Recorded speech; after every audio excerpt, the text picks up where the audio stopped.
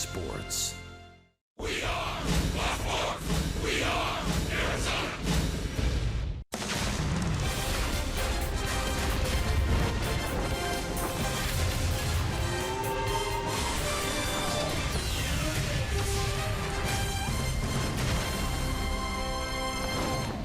It's a Saturday night in downtown Phoenix. Big crowd here last night. Saw a very exciting game and a thrilling D-backs walk-off win. Another packed house here tonight, set for game 2 of this 3-game series. The D-backs and the Washington Nationals. What'll they do for an encore? It's D-backs baseball on Fox Sports Arizona. Good evening from Chase Field. Welcome to the broadcast. Steve Berthew and Bob Brenly along the way. Our congratulations to Taijuan Walker and his wife Heather, the parents of a brand new baby boy. But Bob, Taijuan on the paternity leave list now, and Anthony Banda is here for his big league debut. And it's about time. We've heard a lot about Anthony Banda over the last couple of years. He's been a star everywhere he's pitched. Coming out of the Coast League this year, making his major league debut tonight. His last start in the Coast League was probably his worst this year, certainly maybe in his entire minor league career. Fastball, curveball, changeup combination for the lefty. Well, it's that day that comes once a month, it seems. It's Goldie's off day, so Paul Goldschmidt is a spectator. He got here late to the ballpark, skipped batting practice. But if you're worried about offensive run support for Anthony Banda, we've got that covered. The 3 leadoff men tonight, the same as last night, and that worked out pretty well. Yeah, it worked out pretty well. David Peralta in his 4th game as the leadoff hitter jump-started the offense with that blast to right field. A.J. Pollock with a line drive homer of his own and a triple in the 9th inning. Jake Lamb in the 1st with a tape measure blast into right field. You love to see that kind of start against one of the perennial aces in all of baseball. And Pollock, Palta, and Lamb 1 through 3 in the starting lineup here tonight. We are set to go for Anthony Banda's major league debut. It's D-backs baseball on Fox Sports Arizona. Diamondbacks baseball on Fox Sports Arizona is brought to you by Gila River Casinos. The card by Gila River Casinos earns you rewards 10 times faster than ever before. Sign up today at any Gila River hotels and casinos location. By Chaz Roberts Air Conditioning and Plumbing. Choose Chaz. By Jack in a Box and the Jumbo Jack, a home run for your mouth. And by CenturyLink, connecting you to the power of the digital world.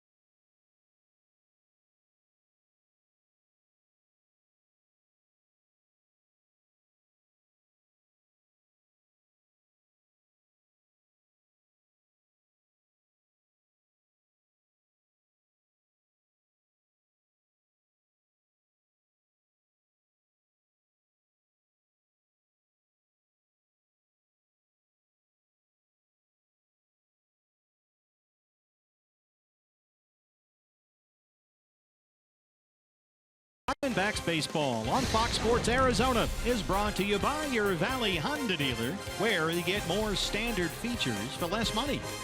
By Tire Pros, everything rotates around you. By Gigablast, internet from Cox. Get ready for the gig life. By Oregano, step up to the plate for a guaranteed home run at Oregano's, your neighborhood pizza joint, location statewide. And by State Farm. State Farm is here to help life go right. Talk to an agent today or call 1-800-STATE-FARM.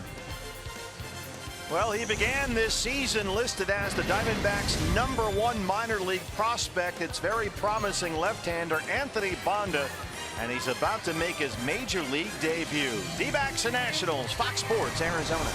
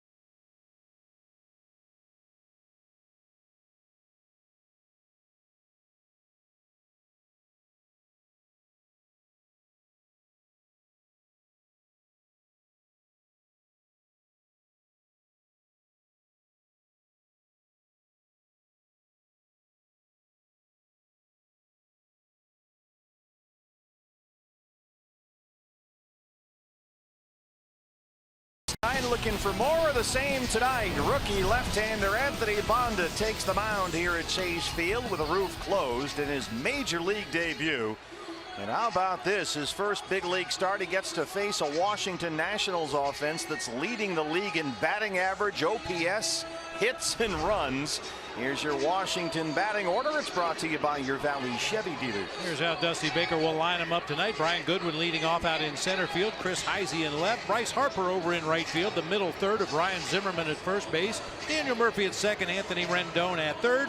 Matt Wieters will do the catching tonight. Wilmer Depot at short. And Tanner Roark, the right-hander, on the mound. Your Ram truck starter for the Diamondbacks is the 23-year-old lefty Anthony Banda. He was the D-backs minor league pitcher of the year last season. Taijuan Walker, the new dad, on paternity leave, so Banda gets the call up from AAA Reno for his major league debut. The ERA over 5. We mentioned his last start against Salt Lake City was not a good one, maybe the worst of his minor league career. He gave up 15 hits and 7 runs in 5 innings against Salt Lake City. The good news is when the Diamondbacks have a starting pitcher making his major league debut, they've won 11 of their last 13 games. Nationwide Vision Center gives us a look at the D-backs defense. Chris Herman in left, A.J. Pollock in center, David Peralta over in right field. It'll be Lamb and Marte on the left side of the infield with Owings and Descalso on the right side. Chris Iannetta doing the catching for the left-hander Anthony Bonda. Excuse me. It's going to happen. Yeah. Here we go. Brian Goodwin, the center fielder, leads it off. Anthony Bonda's major league debut. Lance Barrett is behind the plate. He's got the balls and strikes. The crew chief Bill Welke's at first base. Jim Reynolds at second. The third base umpire is Brian Knight. Goodwin was 0 for 5 from the leadoff spot last night. Batting .231 with 8 home runs.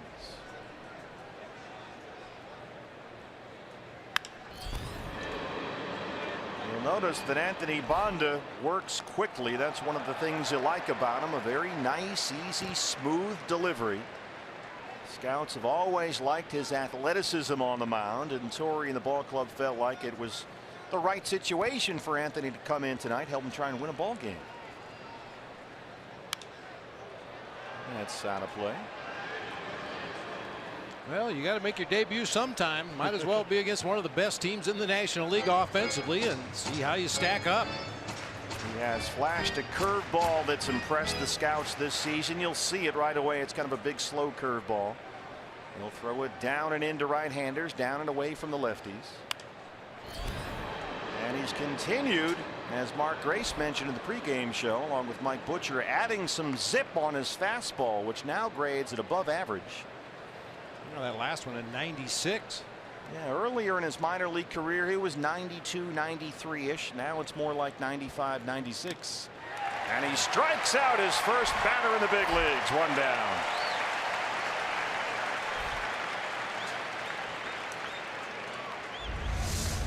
Left fielder, number 14, Chris Heisey.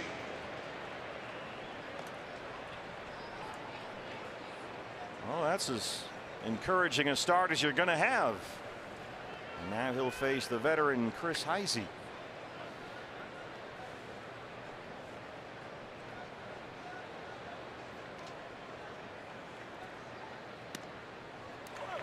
Throughout the course of his minor league career, Bonda has been a guy that gives up about a hit per inning. He strikes out about a batter per inning.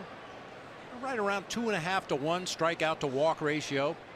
That was the Bonda curveball a moment ago, and there's a mid-90s fastball, 0-2. Here's the last strikeout of Goodwin. Yeah, straight changeup. You don't see a lot of left-handed pitchers that will throw the straight changeup to a left-handed hitter, but fooled Goodwin badly that time. That has been the third best pitches in his arsenal, that changeup. Inside with a fastball at 96, and it's 1-2. Heisey flied out as a pinch hitter last night. Tonight just his 12th start all year. Ryan Rayburn was a late scratch. This is bounced to third. Jake Lamb charges. 2 down. Well, now he gets his real test. Go get him, kid. It's Bryce Harper. Third in the National League with a .337 batting average. He's top 5 in both home runs and RBIs, and he leads the league in OPS.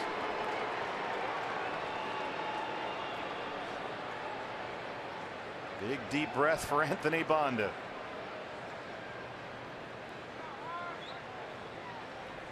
Harper walked twice, doubled, scored a run last night. Right now he's riding a career high 14-game hitting streak, and he's batting over .460 during his streak. He's hit safely in every game this month. There was that changeup. Interesting first pitch to Harper. Numbers for Bryce Harper. That is the longest active streak in baseball right now. 6 homers in his last 14 games.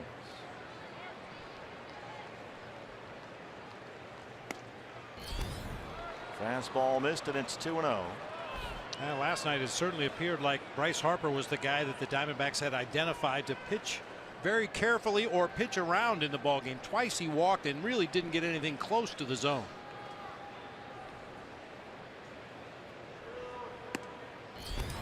Fastball's in there. Good velocity so far from Anthony Bonda.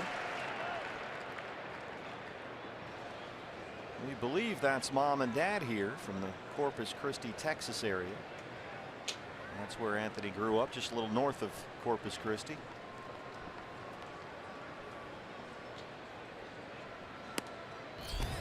Fastball at 97 missed. Bonda's from Sinton, Texas, the very southern part of Texas, right near the Gulf of Mexico shoreline.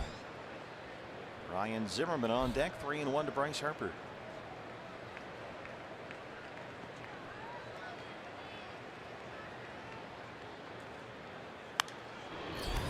Bonda was originally drafted by the Diamondbacks out of high school in Sinton, Texas, but went to pitch junior college ball instead. Wound up as a 10th round pick by Milwaukee in the 2012 draft and was acquired by the Diamondbacks at the deadline 3 years ago in the Gerardo Parra trade. Full count to Harper, 3-2.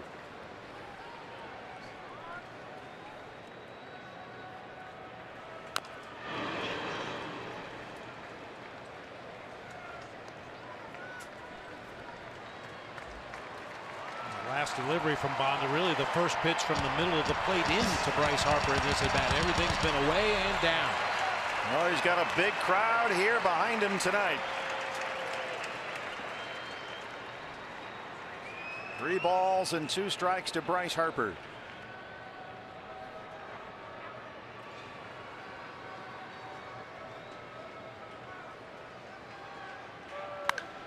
There it goes. Bryce Harper way onto the concourse, is 25th, and it's 1-0 Washington.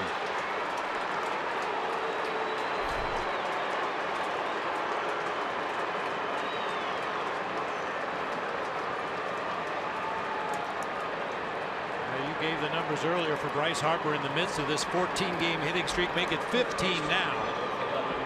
Man, he hit that breaking ball like he knew it was coming. That ball was absolutely crushed. Stayed on the inside part of the plate. Sure, he would have liked to have gotten that down low and away where he pitched him throughout the entire at bat, but occasionally you make a mistake, and good hitters know what to do with a mistake. Yeah, with that curveball, he usually likes to keep it down and away to the left-hand batters. As you mentioned, that was in. And Harper did not miss it. His 3rd home run against a lefty this year, Bryce Harper. But as they always say, solo homers don't beat you. Ryan Zimmerman, 319 and 20 home runs. Zimmerman 0 for 4 last night, couple of strikeouts. He has been slumping fastballs in there. It's 0-1.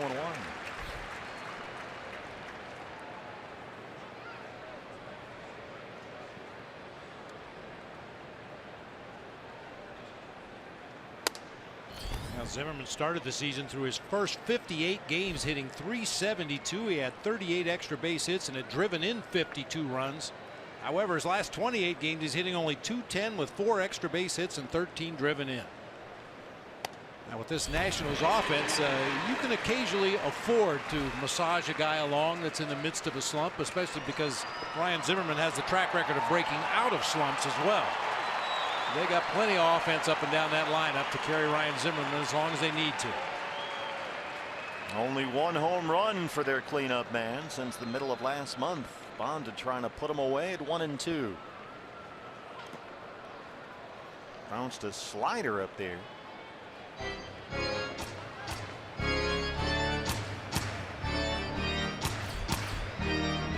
More trouble waits on deck. It's Daniel Murphy.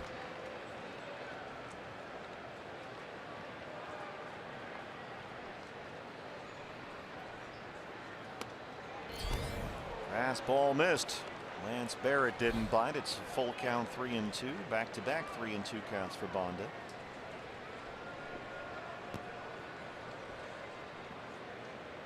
He's got the veteran Chris Iannetta back there with him tonight. Got him! 95 right by him. 2 strikeouts. Anthony Bonda's major league career is underway. Diamondbacks are coming up. He got Goodwin to lead off the ball game, then blows away Zimmerman. Featuring pitcher Anthony Bonda.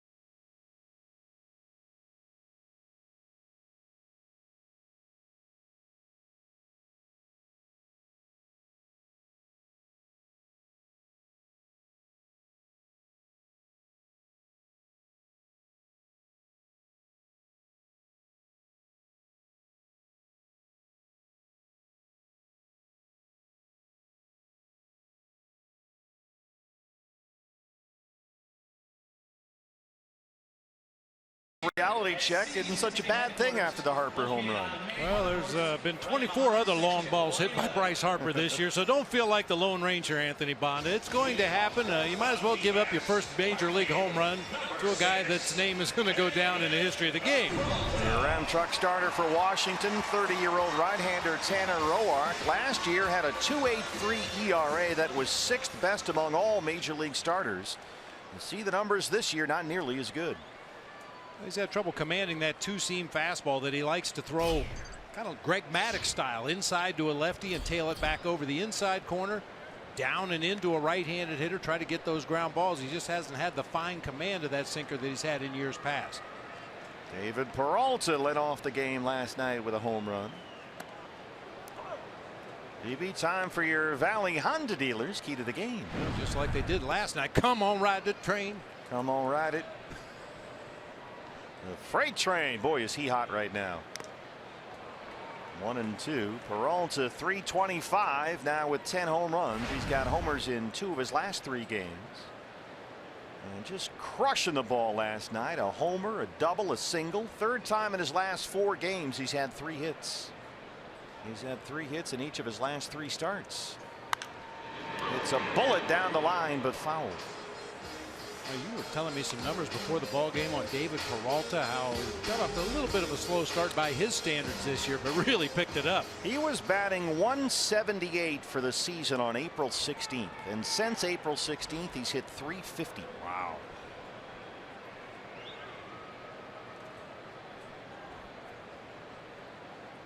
Right now riding a 10-game hitting streak. Here's the 1-2 from Roark. I'm still trying to get over that start last night. That was a wild ride, man. Boy. 3 home runs against Max Scherzer to start us off. First time in Diamondback history that's happened.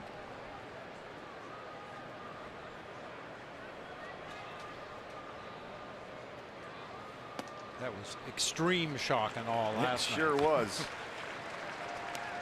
That was like Mike Tyson versus Marvis Frazier. And it came against the reigning NL Cy Young winner. Not a bad way to start a ball game. Oh, David thought he had ball 4. Lance Barrett thought otherwise. Fastball from Roark is in there. Well, they got a little more movement on that, I think, than even he expected. I talked about that 2-seamer that he's had trouble commanding. That one right there at the inside corner at the knees. That's a good call. It was there for a strike, so 1 down for AJ. He homered in his first at bat last night. 294, now 4 home runs.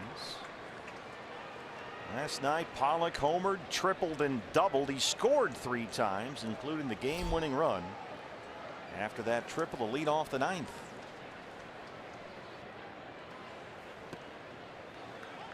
Fastball missed. It's 1-0. AJ is really dialed in right now. He's got 7 hits in his last 16 at bats. 5 of those hits for extra bases.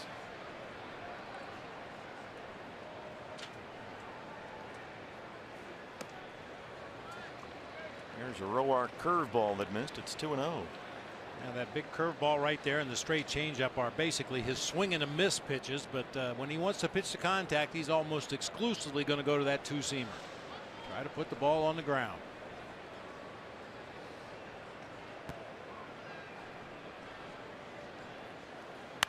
That's on the ground and it's into left. A base hit. AJ, stay hot.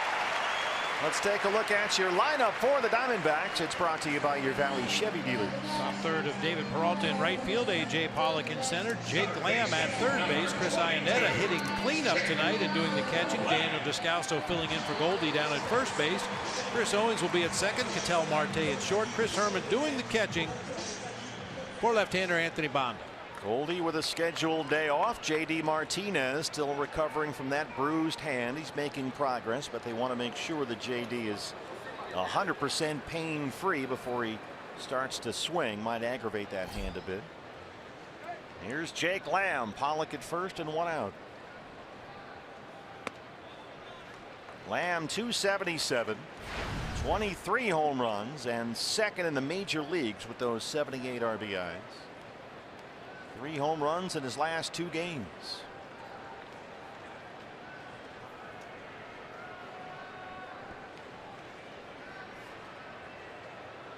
Roark, as Bob mentioned, pretty good ground ball pitcher. He's only given up 13 homers all year.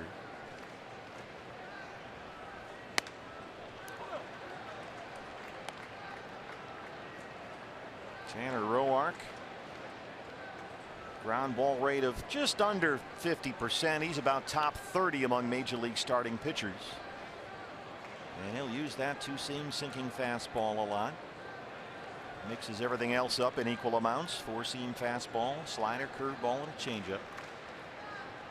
And Weeder sets up inside on Lamb. 1-1.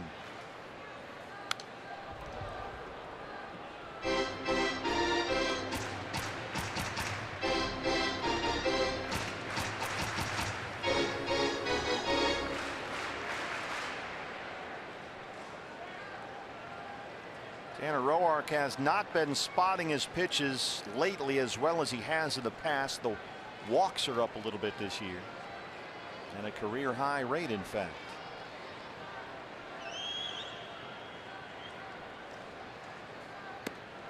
Big slow curveball, and he strikes out Lamb. Mentioned it. That's one of the pitches he uses to try to avoid contact. The big curveball. He can change speeds on that pitch as well. That time really took a lot off. Got Jake Lamb out in front. Yeah, if there's such a thing as a crafty righty, it's probably Tanner Roark. He'll mix everything up out there. Cleanup man Chris Iannetta. 230 and 8 homers. Doubled twice in the win at Cincinnati on Thursday.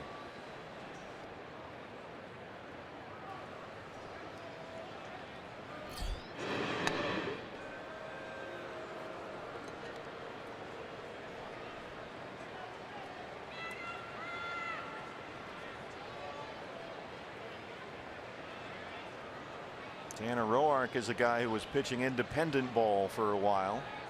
The Southern Illinois Miners in the Frontier League for $600 a month. It's been a long road to the big leagues for him, but he's been a pretty consistent starter for the Nationals the last several years.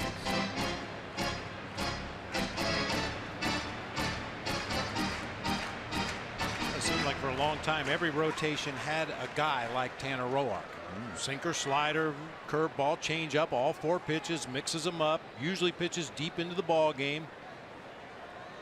Relies on soft contact to get quick outs. Under third, that's a fair ball. AJ Pollock's on the run. Tony Perez-Chica's going to wave him home. It's another extra base hit for Chris Iannetta, and we're tied at 1. 19 of his last 21 hits have been for extra bases.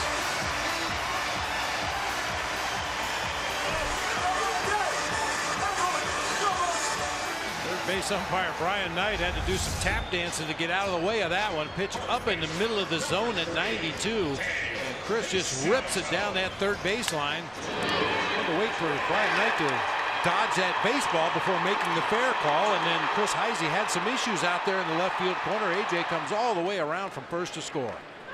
It looked like Heisey couldn't find it out there up against that bullpen fence. Another double for Iannetta. That's his third in 2 ball games. Here's Daniel Descalso in at first base for Goldie tonight, who's got the night off.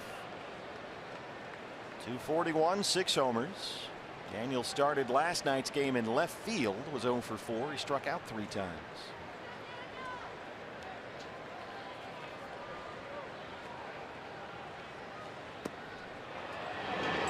And check his swing. There's Brian Knight at third. It's 0-2. Slow breaking ball looks so tempting. Looks like a beach ball floating up there, but just enough movement, just enough off speed. Very tough to make solid contact.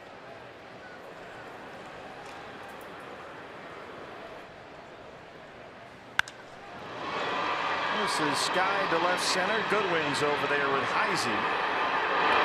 Goodwin has it. A single by Pollock, a double by Chris Iannetta. We're tied at 1.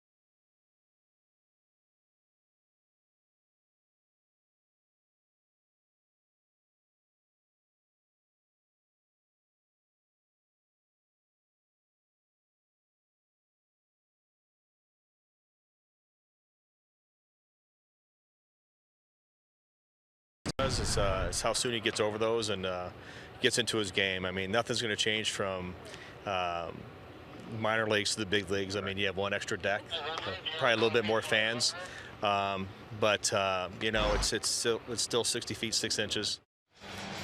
And pitching coach Mike Butcher's advice to Anthony Banda was just try not to do too much. That's the key. The nerves are going to be there, but control those nerves and actually use them to your benefit. Mike Butcher also pointed out to me, guys, you've been talking about as well, he's seen an increase in velocity with his fastball over the last couple of months at AAA Reno, and they've really gotten great reports on what he's been doing down there, and so he's earned this start when the opportunity came.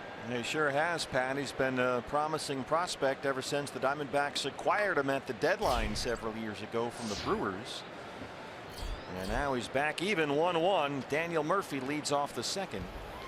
Steve, I ran into his parents. Actually, I walked up there to make sure that's who they were. It is Frank and Danette and his sister Bianca. We'll try to catch up with them in a couple of innings, but they had nerves just like I'm sure their son did when he took the mound. You're all here from Sinton, Texas. Big moment for the whole family, certainly. 2-0 now. It can be just as mentally grinding for the family because they have no control over it. Well, at least Anthony's got the ball in his hand. He can go out there and do something he's done his entire life. But mom and dad and sister just have to sit up in the stands and chew their fingernails like everybody else. Murphy second in the National League and hitting at 342. Flies out. There they are. There's Dad Frank with the black D-backs cap on there that says Banda on the side, and then Mom Danette in the middle and his sister Bianca on the right there with the glasses. The Banda clan is here to watch Anthony in his big league debut. You know, and as far as nerves or being nervous, I always go back to something that Dusty Baker told me even as a teammate with the San Francisco Giant, later as the manager of the Giants when I was coaching under Dusty. He used to always tell young players it's okay to be nervous, just don't be scared. Well, this is a scary lineup. I mean, it's one after the other here. 3, 4, 5, and 6. Rendon 9th in the league in hitting at 315, and one of just 4 National Leaguers with an OPS over 1,000. Fastballs in there for strike one. Rendon walked and scored a run last night. He was 0 for 3.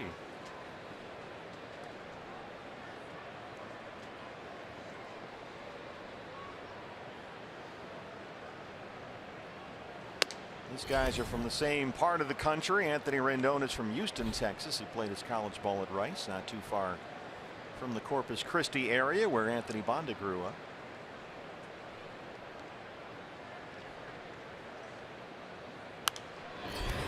Popped him up first base side. Descalso's got room. Hey fans, tomorrow it's a star-studded pitching matchup for Game 3 of this series as Robbie Ray and Steven Strasburg are on the mound. Coverage begins at 12:30 with the Diamondbacks live pregame show right here on Fox Sports Arizona and streaming live on Fox Sports Go. That's going to be quite a ball game here tomorrow. Steven Strasburg and Robbie Ray. Robbie Ray strikeout counter bobblehead night tonight, and you're going to need that tomorrow. Yes, indeed. A lot of Robbie Ray bobbleheads handed out before another big crowd here at Chase Field as Matt Wieters steps in. You know, we always encourage our fans to come out here to Chase Field and use our air conditioning. Well, tomorrow with the air conditioning on and 2 strikeout pitchers, there might be a breeze blowing through this ballpark. And it's going to be a show. Strasburg and Robbie Ray. Wieters doubled twice, struck out twice last night. He's hit safely in 6 of his last 8. Banda working on a 1-2-3 second. He's ahead 1-2.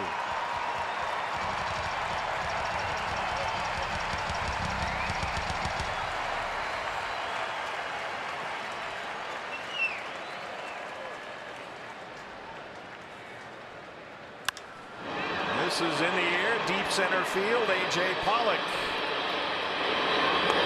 A.J.'s going to have to play it off the wall. Wieters will stop at second. Just missed a home run. That's his 17th double.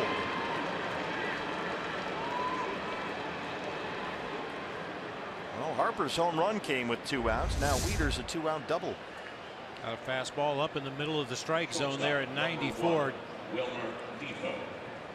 Just above the padded fence, well below the yellow stripe.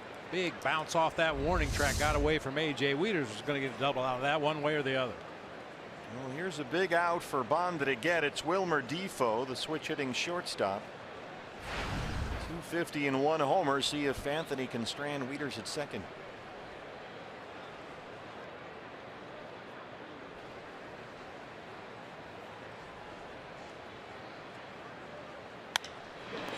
Fly ball right field, backs up Peralta. Peralta!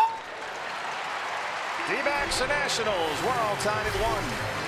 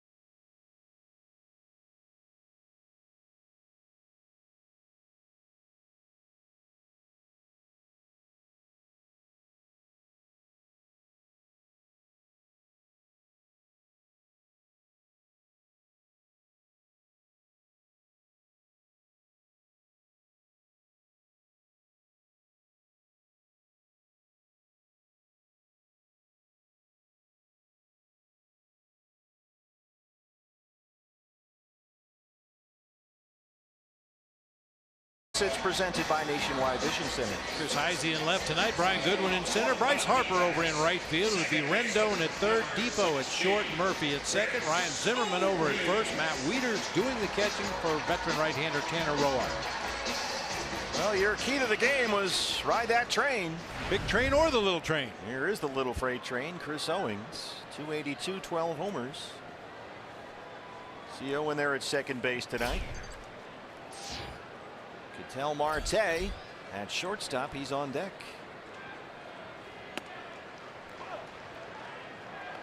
Well, Chris, a little quiet lately at the plate. He's in a 2 for 19 right now.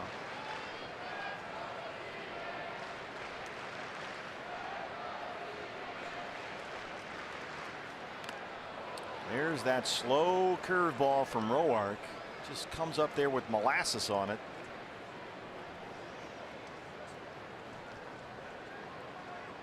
Diamondbacks hitters have had a tough time not jumping out in front of that pitch so far. Tried it again, but spiked it. It's 1-2.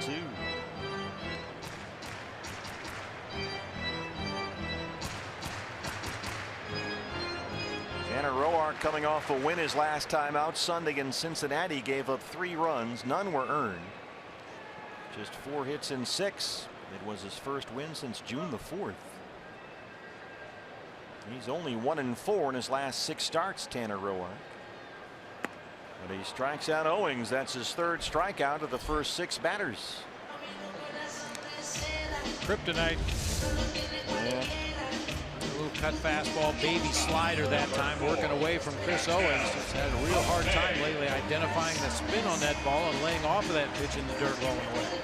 Well, you will not see 2 finer plays made like by a big league shortstop than the 2 that Ketel Marte made last night, especially that one in the 9th inning. That was just stupid. 222 and 2 homers. Switch hitter, batting left-handed. Marte doubled last night and made those 2 defensive plays that were as good as any you'll see. Boy, Andy hit the ball hard. His first 2 times up, he lined out to right field and then lined out to Daniel Murphy at second base. About took Murphy's glove off. Yeah, he should have had about 3 doubles instead of 1. Fishes for that curveball. Boy, they just cannot lay off that pitch. It's 1-2. That thing looks so enticing up there, coming in mid-70s velocity, just hanging up there for him. Marte chops that fastball to first. Zimmerman steps on the bag, 2 outs. You know, you talk about those 2 defensive plays in the ball game last night. So many things went well. We want to show you some pictures from last night. This is from behind home plate. He's not even in the picture. Comes streaking across, running full speed to his left. A little pirouette there. Just tremendous body control to change his momentum from running toward right center field to making a strong throw to first base. The one off the bat of Bryce Harper was just, that's a creative play right there. Slides on his knees, used his glove hand to balance himself as he went into that slide, and then another strong throw. And that was to get Bryce Harper, who really runs well. Yeah, and then you'll notice one of the first guys to greet him back at the dugout, Nick Ahmed, on the disabled list with that broken hand. He can appreciate some good defense at shortstop. There's Nick. You see that hand all wrapped up. Brandon Drury hit the walk-off single last night. 1-0 on Chris Herman. Nationals have the shift on. 3 defenders on the right-hand side for the Herminator. 174. He's got 8 homers. Here's a look at the defense. They'll leave Rendon over there near the bag at third. Defoe, Murphy, Zimmerman on the right-hand side.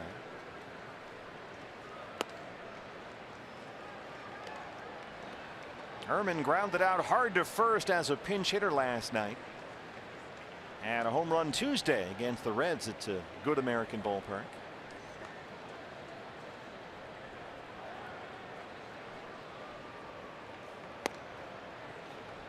Chris trying to get it going at the plate. He's stuck in a 4 for 40 stretch right now.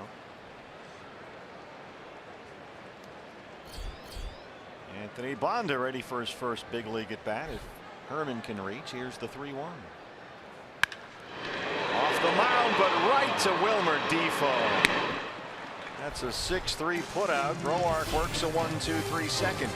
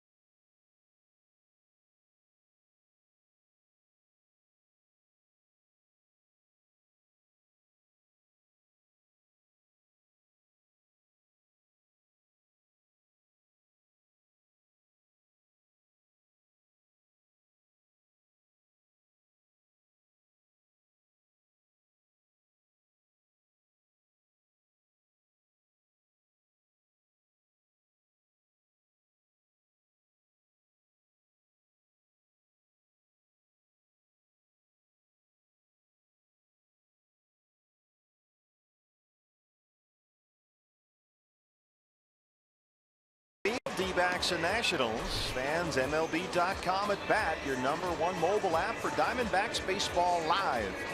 You can stay connected with a fully customizable experience. Get D-backs home screen icons, app features, as well as game day, live game video highlights, radio broadcast, StatCast news, the whole package. Download MLB.com at bat today. Anthony Banda, the rookie left-hander, making his major league debut. 1-1 as we start the third on a Saturday night at Chase Field in downtown Phoenix. Steve Berthune, Bob Brenly, and Pat Paris with you. The pitcher Tanner Roark leads off the third for Washington.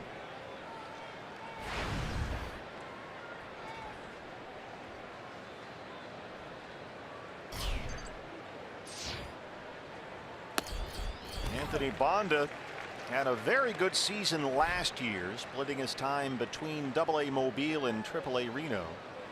He was 10-6 with a 2.88 ERA. Really good numbers. Lost his footing a bit there. Considered the Diamondbacks' #1 minor league prospect coming into this season. But the numbers strictly at Reno haven't been quite as impressive. It's still a winning record. It's a tough gig to pitch in that Pacific Coast League. Yes, it is. Never know what to make of those numbers when you see them. A lot of the warm weather cities in the Coast League, obviously the ball just flies. The infields get hard as the season wears on. It's like batting in a parking lot. I mean, here's a guy that had been pitching really well for a couple of months, Banda, but he just got his brains beat out Monday for Reno against Salt Lake City. He gave up 7 runs on 15 hits in 5 innings. So you never know when one of those starts is going to jump up and bite you pitching in the Coast League. Goodwin on deck. And Anthony Banda's got his 3rd big league strikeout. Pitching those games in the Pacific Coast League, specifically that one against Salt Lake City, they probably had about as many fans at that game as we have in one section here tonight. That's true. As Mike Butcher was saying, there's an extra deck on the ballpark and a lot more fans, but it's still 60 feet 6 inches. That's the old Gene Hackman philosophy. Right out of Hoosiers. Goodwin's had a tough series. He's 0 for 6 with 3 strikeouts so far. Think about that start for Anthony against Salt Lake on Monday. Just prior to that, he had given up 3 runs or fewer in each of his 4 previous starts. That's a fair ball. Goodwin's got his first base hit in the series. Peralta's got to run over there and get it. And Goodwin is flying into 3rd. Got him!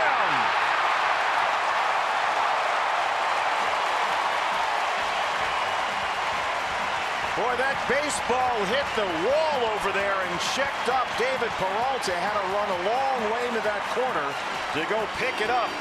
And a terrific relay by the D-backs nails Goodwin at 3rd. Yeah, for me, what really made that play was the relay throw of Chris Owings. He gets his body into a good position, so as soon as he catches it, he's ready to make that throw to 3rd base right on the money. That ball is dead stopped out there in the right field corner, and Chris Owings once again with that lightning quick relay puts it right on the money to Jake Lamb. What a throw. Have a seat. 9-4-5 on the putout. Goodwin gets a double. 2 down, bases empty for Chris Heisey. Chris Owings fires a strike into 3rd. Heisey grounded out his first time up tonight. This is skied way up in the air, short left. Ketel Marte. Well, Frank and Danette Banda are here watching their son Anthony make his big league debut. We'll hear from them when we come back.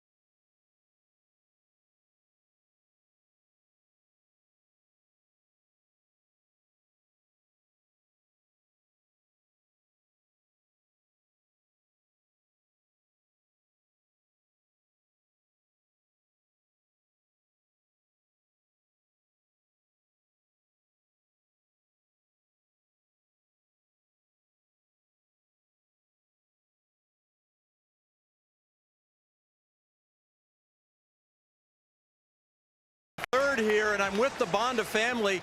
Frank, Danette, and Bianca, the sister Bianca on the end there, and she's ready to watch her brother with his first at bat. I'm sorry to interrupt you while the bat, but I'd rather do this than when he pitches. What's it been like nerve-wise, Father Frank? I'm shaking my boots right now still. What was that like to see the first pitch? A long road coming. I mean, it's been a long ride. And Danette, I'm sure you were extremely proud. Yes, I was, and very, very nervous. Well, little sister, what's it been like for you? It's very, very great. I'm very proud of my brother. I can't wait to go on with him again. Well, now you've got the nerves of actually hitting at the big leagues. Where did he get this 96-mile-an-hour fastball? I don't know. Them long legs, I guess. What was it like seeing him? Did you ever know that he was going to, as he strikes out, unfortunately? When did you know he was going to be a special talent as far as baseball goes? I really didn't. My friend, his Little League coach, always told me when he was playing Little League that he was going to go somewhere. And I mean, thank God he made it. I mean, I'm sure, Danette, as a mom, you always tell your kids to think big and to strive for great things. Did you ever think your son would be pitching in the big leagues? No, I did not, but I always told them, just remember where you came from and always be humble. And Anthony has been always a humble kid. He's doing a terrific job. He's not the first pitcher to give a home run up to Bryce Harper, and he certainly will not be the last. Yeah, definitely. Well, thanks for joining us. Congratulations on your son making his big league debut, and we hope to see you at lots of these Diamondback games. I hope so, too. We hope so, too. Thank you very much. All right, Steve and Bob, there you have it. All the way from the Corpus Christi area to see their son make his big league debut. Thank you, Pat. And the Bond is from Sinton, Texas. And a big day for the whole family. Boy, that Tanner Roark curveball has just been tying up the Diamondbacks in knots all day today. We were told coming into this game that Roark had kind of lost the feel for that sinker, that his #1 weapon, but he seems to have found a good feel for that curveball tonight. Peralta reaches out and lifts that to left center field. Chris Heisey. 2 outs in the third. That's 6 in a row set down by Tanner Roark. Center fielder, AJ doubled and scored in the first.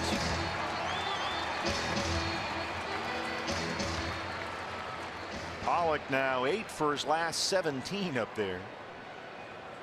A 1-out single against Roark came home on Chris Ionetta's 2-out RBI double that tied the game at 1.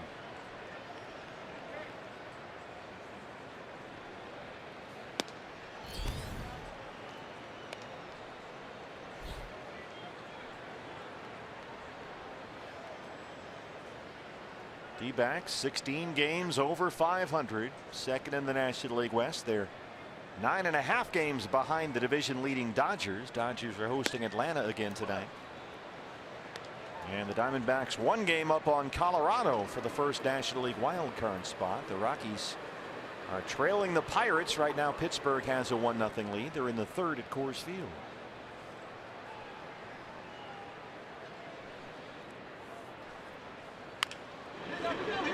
Takes a bite out of that curveball but fouls it away.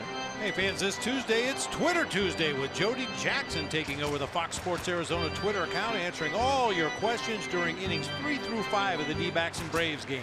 Be sure to connect with her on Twitter this Tuesday at Fox Sports AZ. When are you taking over that? Soon. Yeah. Your staff is arranging the details as we speak, I'm sure. A lot of paperwork to be filled out before I can go on Twitter. A lot of signatures.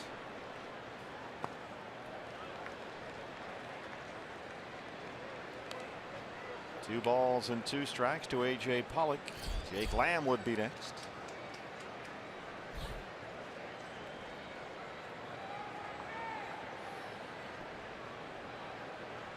.45 pitches for Roark, 30 for strikes. He's punched out 4 so far. A.J. just does get a piece of that slider.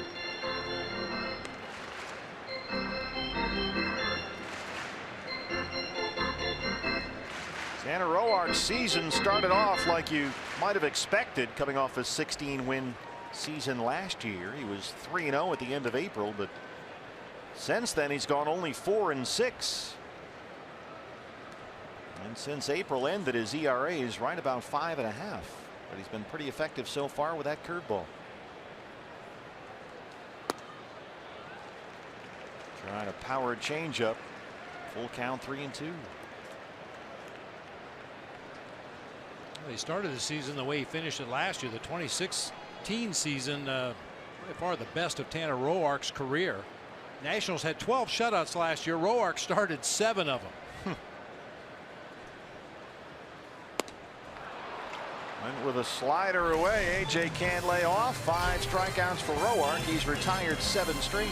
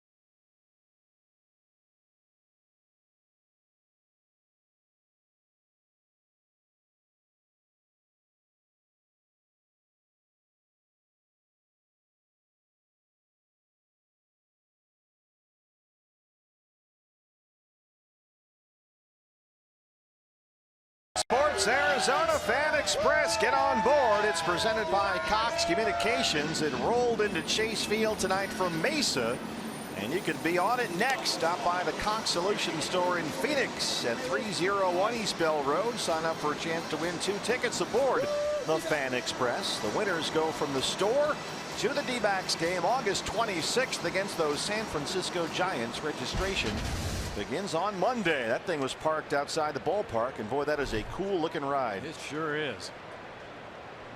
And there they are here from Mesa.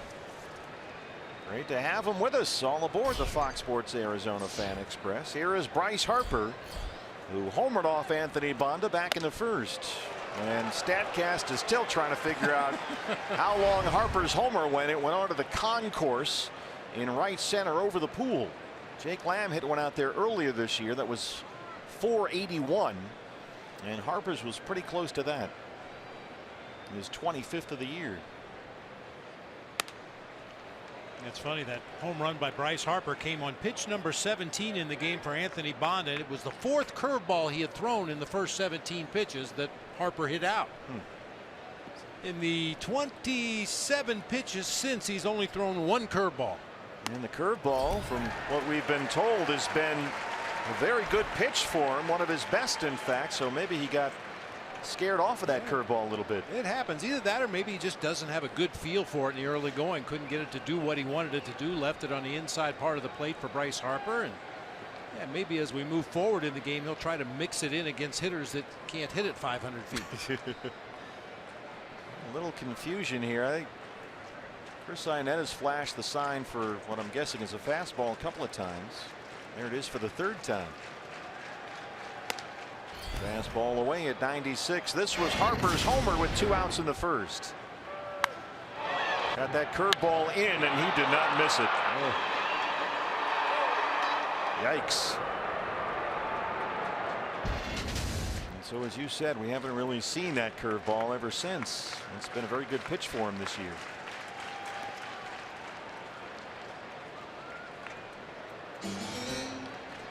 Well, what do you think so far about young Anthony Banda? Well, he comes as advertised. We were told there's been a spike in his velocity. We've seen that in the early going. Fastballs consistently in the mid to upper 90s. Yeah, the command of the curveball probably a little lacking in the early going, but you can attribute that to maybe overthrowing a little bit, a little extra adrenaline going early in the game. Harper hits one a mile up in the air, but room for Herman in left. Well, we got a great crowd tonight, and they're behind Frank and Danette's baby boy, Anthony Banda. And they are here from Texas, and they are really having a good time. More than a little nervous, certainly, but what a day for him. Ryan Zimmerman struck out his first time up. Banda got him on a hard fastball, a swing and a miss to end the first.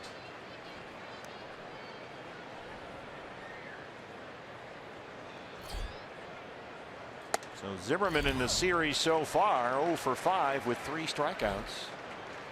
As Bob mentioned, last 28 games for Zimmerman, he's hitting only .210. He has really cooled off. Another fastball, and it's 0-2. But you know, it's funny because he's kind of worked around Bryce Harper nervously. He's come right at Ryan Zimmerman both times now. 50 pitches for Anthony Banda, 33 for strikes.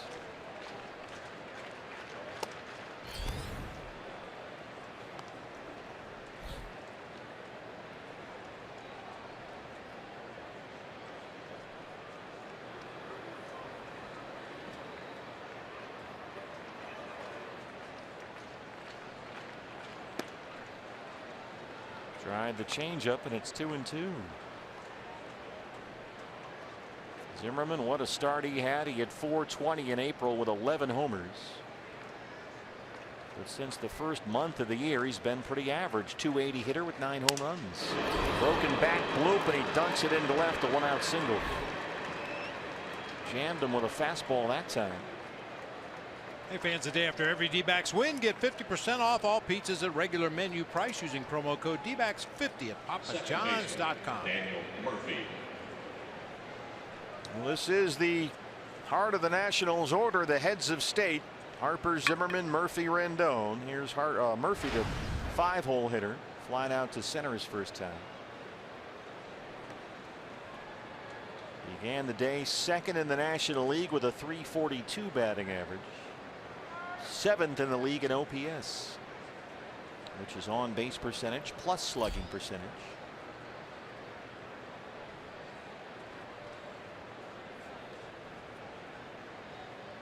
You were saying last night, watching Murphy, it's almost like he could hit a double into the gap whenever he feels like it. Yeah, he just is just so at ease in that left-handed batter's box. He always lets the ball get deep in the hitting zone. He rarely gets fooled by off-speed pitches, and generally is on every fastball that's in the strike zone. Skies one to center. AJ comes in, now drifting back to the warning track. Zimmerman back to the bag, 2 outs.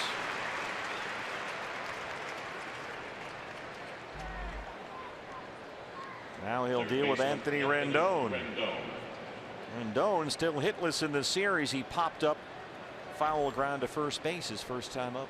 A lot of noise in the nation's capital on the message boards and the talk radio about Rendon hitting this far down in the lineup when he's one of the hottest hitters in baseball. Well, it is a little odd, and I know something was written about that. You know, last night Dusty had Ryan Rayburn batting in the 2-hole. Tonight Chris Heisey. And you've got Rendon, who's one of only 4 guys in the league with an OPS over 1,000, and he's batting 6th.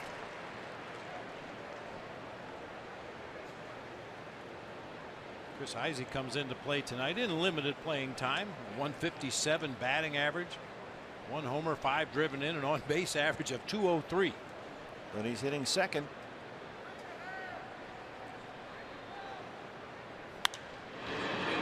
Fly ball near the right field line. Peralta drifting over there.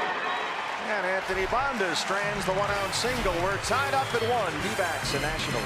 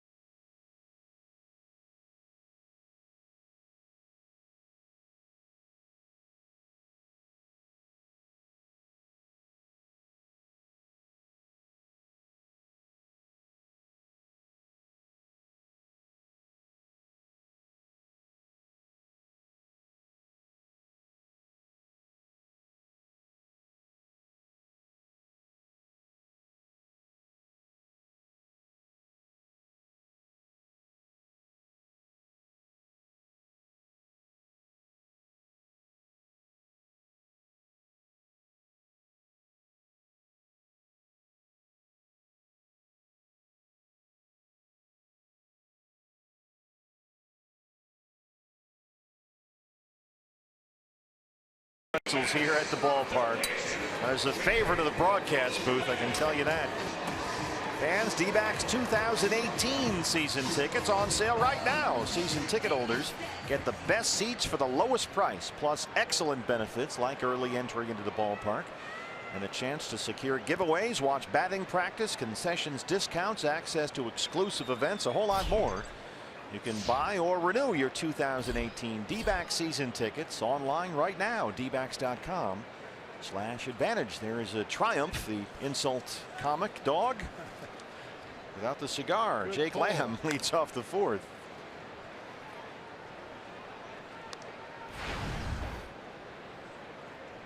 I can't overstate how much fun it was last night here at the ballpark. Big crowd, they were into it, and then the 3 home runs to start the game, the great defensive plays, great pitching performance. Oh, it was just a wonderful night to be at the ballpark. Get on board, because this has been a great ride so far, and it's going to continue to be entertaining throughout the summer and into the fall. This was Lamb, the third of 3 home runs in a row to start the ball game against Max Scherzer. First time in the history of the Diamondbacks that's ever happened. The first 3 batters hit home runs. And the fact that it just was a knockout punch right away to Max Scherzer just made it even more remarkable. But Tanner Roark has been pretty effective here so far. He's got 5 strikeouts. He set down the last 7 Diamondbacks he's faced. 2-2 on Jake Lamb. Oh, we got to do something about this curveball. They cannot lay off that pitch. Just always ends up a little shorter than they anticipate. Looks like it's going to end up in the strike zone. And a lot of breaks straight down to the ground. Tough pitch to recognize, and obviously a tough pitch to make contact with.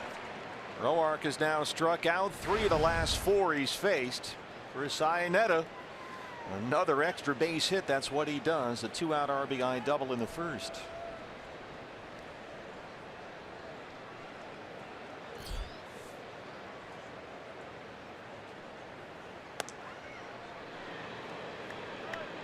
He didn't go, says Bill Welke at first. That changeup up and in. Chris Iannetta, 19 of his last 21 hits have been for extra bases. 13 doubles and 6 homers. 1-1.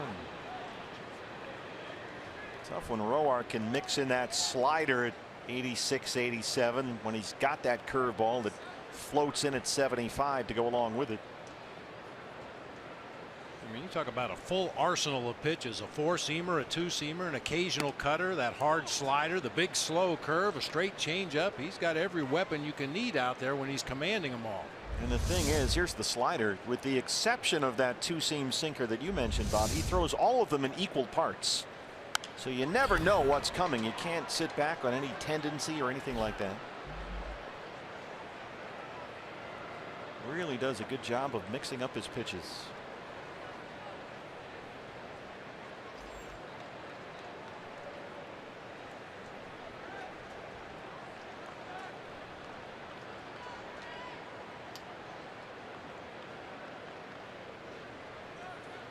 Roark has thrown that big slow curveball 15 times already in the ball game. 10 of them for strikes. 7 of those strikes were swing and miss.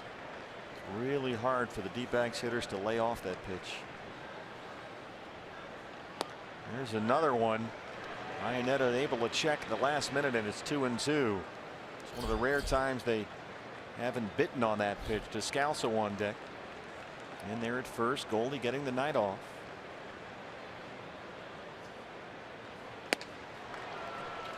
There's the hard slider. That's 3 consecutive strikeouts for Roark and 7 in the ball game. Hey fans, a D-backs home run tonight means a free jumbo jack tomorrow at participating Jack-in-a-Box locations with the purchase of a large drink. Well, strikeouts are a bit of a problem. Let's see, last night 10, 11, 12, 13, 14, 15. Diamondbacks struck out 15 times last night. Max Scherzer finished with 9. So far, Roark has punched out 7, including 3 in a row.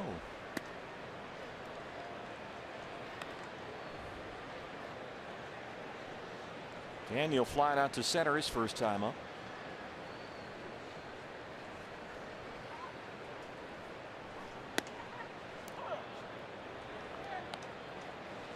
Torey Lovullo felt like it was just the right thing, the right time for Goldie to get a scheduled off day today. So he is not in the lineup. He was late to the ballpark today, told to be late, told to skip batting practice. Take the day if you're going to take the day. Because as Torey pointed out, he went to the All-Star game, of course, and didn't get the 4 days that everybody else had off. And I think Bob, he's looked a little tired. He's a lot of swings and misses lately from Goldie. Yeah, a lot of strikeouts on pitches that he normally really hits hard. And we've seen him go through spells like this from time to time in the past. Fortunately, this year, you've got some options to give Goldie a day off. In years past, you just felt like if Goldie was not in the lineup, you had very little chance of generating any kind of offense against any opposing pitcher. Chris Owings on deck. But the Diamondbacks this year have done it often enough when they rest their regulars. It seems like everybody that's in that lineup as a backup comes through in a big way. Well, Descalso, another outstanding at bat. He works a 2-out walk. That ends a stretch of 9 straight retired by Roark, and it brings up Chris Owings, who struck out his first time. Now this will be a real test for CO. Can he lay off those curveballs and sliders down and away?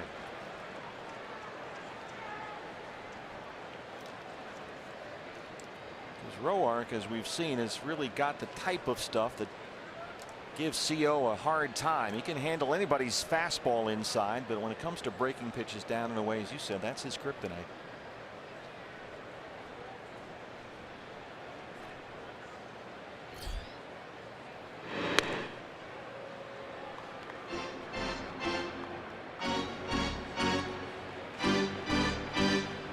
And you see the hot zone for Chris Owings this season. Good high ball hitter. Pitches up and out over the plate. He drives it pretty well down and in. He handles, but that 106 down low and away, that's where most teams go after him with both the fastball and the breaking ball. Right there, just tried it, the curveball. Descalso wandered a little too far off the bag, but Wieters hangs on it. 1-0. Dave McKay coaching in first, the best in the business.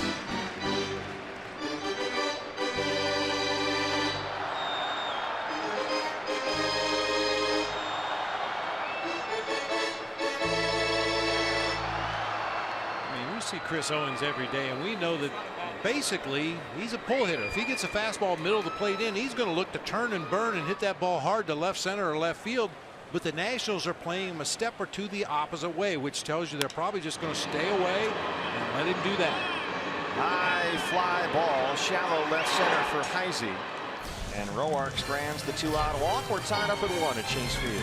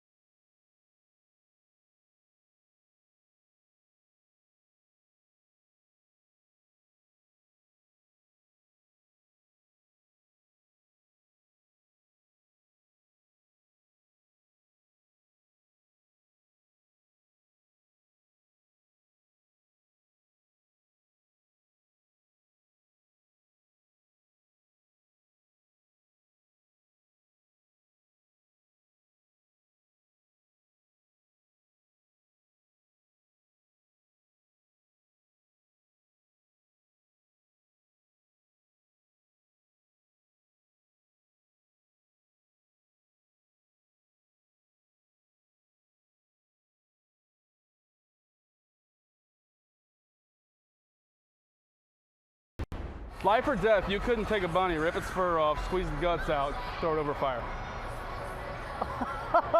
Life or death.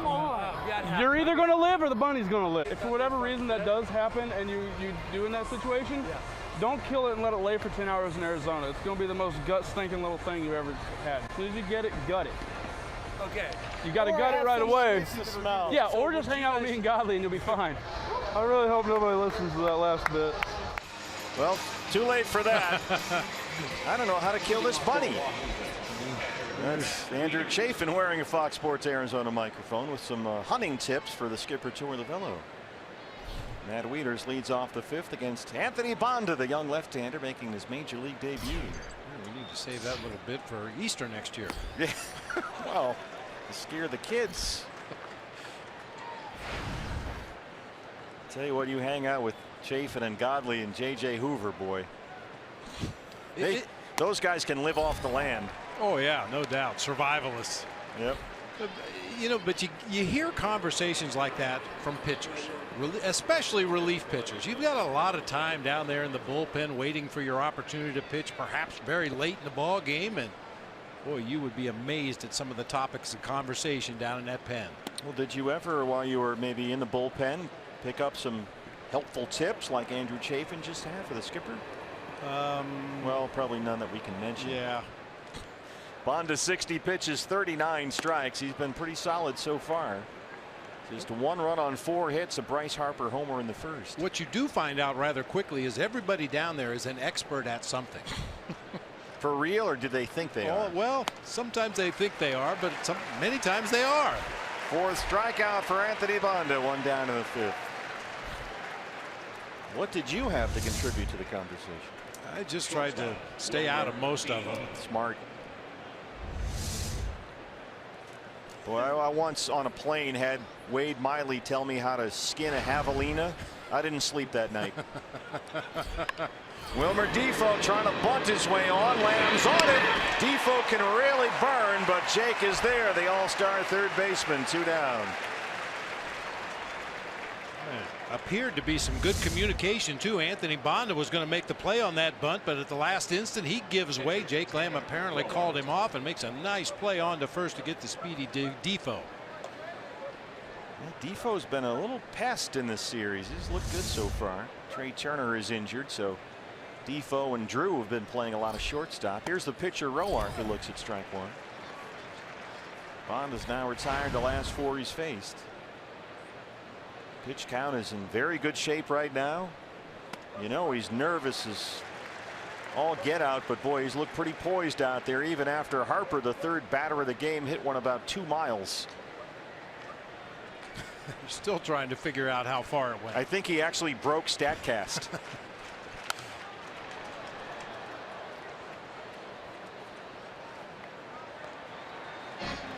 Boy, all signs pointing in the right direction for young Anthony Banda. His first major league start, 23 years old. He'll be 24 in August.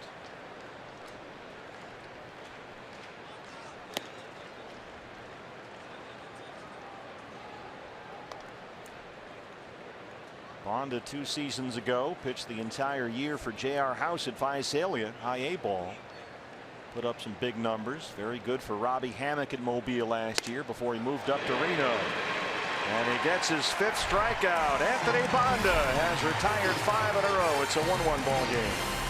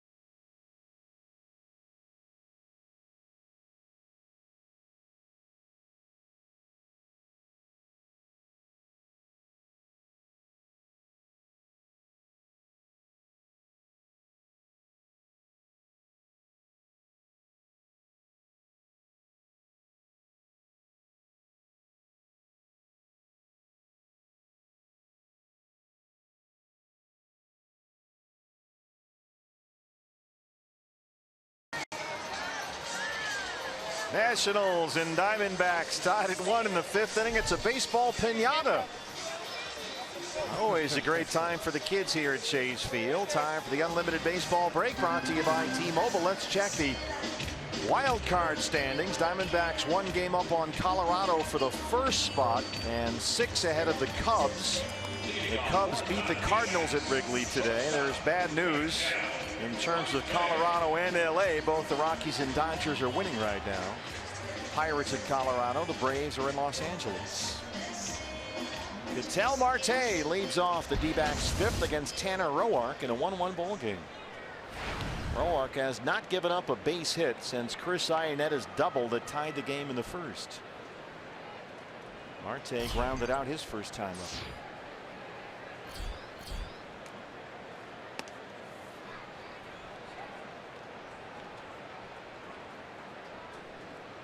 He's been mixing up that change-up that comes in mid-80s. That curveball's been a big problem. An effective slider. Lift that fastball up, and it's 1-1. Ketel Marte in there at shortstop for the 2nd straight game. Chris Owings at second base. Brandon Drury has the day off along with Paul Goldschmidt. Still no J.D. Martinez. That was that slow curveball. Ketel Marte able to lay off. It's 2-1.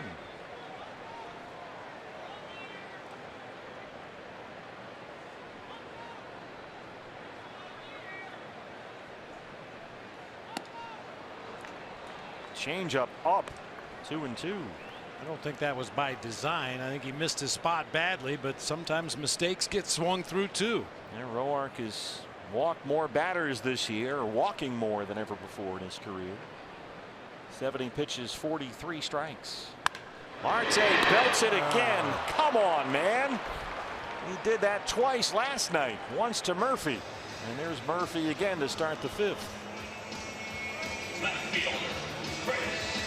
Boy, Marte should have about 5 hits in this series. He got 1. Buzzard luck.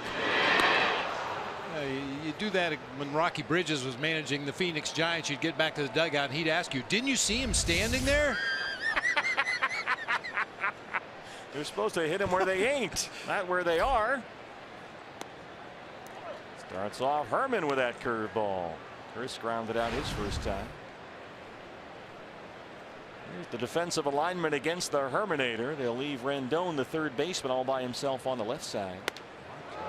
Fastball buzzes the tower. 1-1. Ketel Marte, hang with him.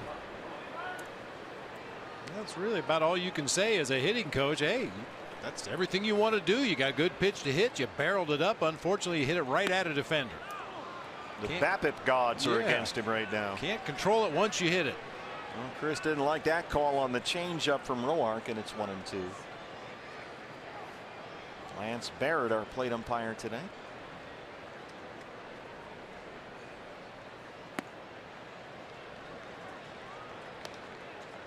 A lot of changeups from Roark in this inning. Anthony Banda, who struck out in his first big league at bat, will be next.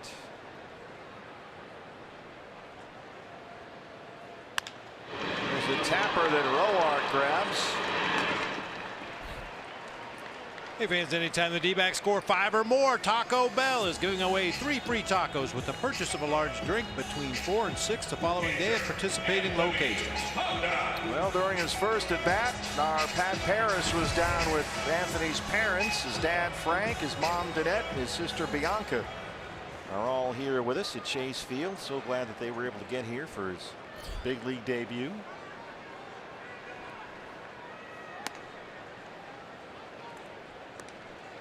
Banda, Banda, Banda.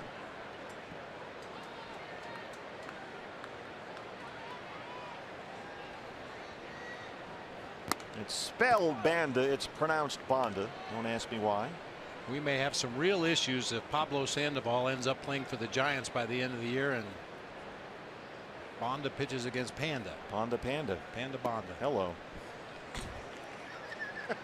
Well, your staff really came up with some magic there. No, they're saying no, that was all him. They're waving it off.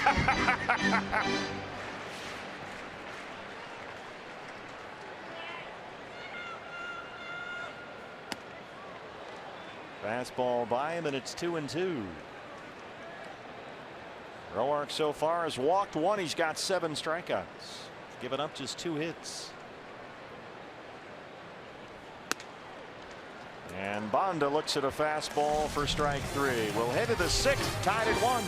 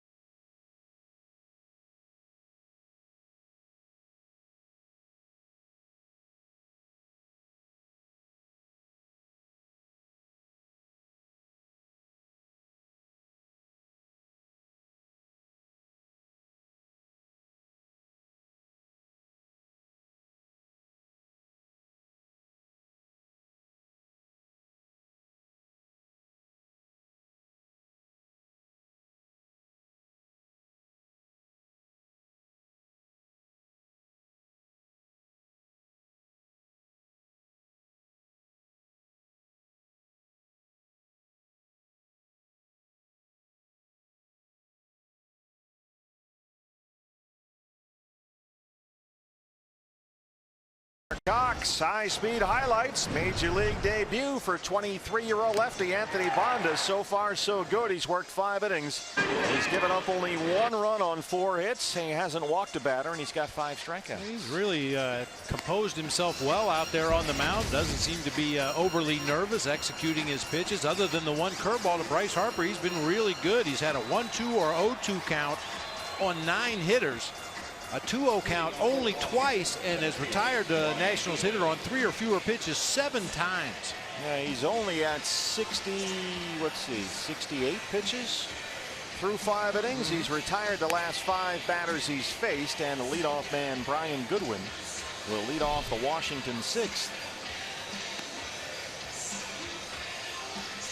Goodwin doubled his last time up, hit one into the right field corner, but was thrown out trying to stretch it into a triple on a brilliant relay throw by Chris Owings at second base, which was just a sensational play, as good a relay throw as you'll see. And Goodwin was out at third.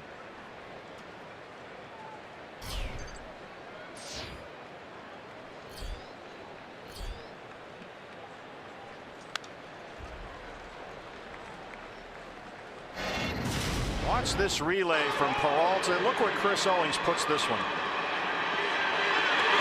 Wow. Well, and I can't overemphasize the positioning of Chris Owings. Get your body turned, catch the ball to your side so you can stride right into your throw to third base. It was executed just perfectly. He didn't go, Brian Knight. 1-1. Occasionally you see a middle infielder go out there on a cutoff relay play like that and catch the throw from the outfielder and turn to his right, which makes it nearly impossible to make a strong, accurate throw to third base. You have to turn to your left like Chris Owings did. Keep in mind, he's been playing either shortstop or right field for most of the year. See you when they're at second base tonight. Ooh, didn't get the call from Lance Barrett on that fastball. Should have. Here's another fastball, and it's 2-2. Goodwin doesn't see a lot of left-hand pitching, but he's done all right. 9 for 24 versus lefties this year, including a home run.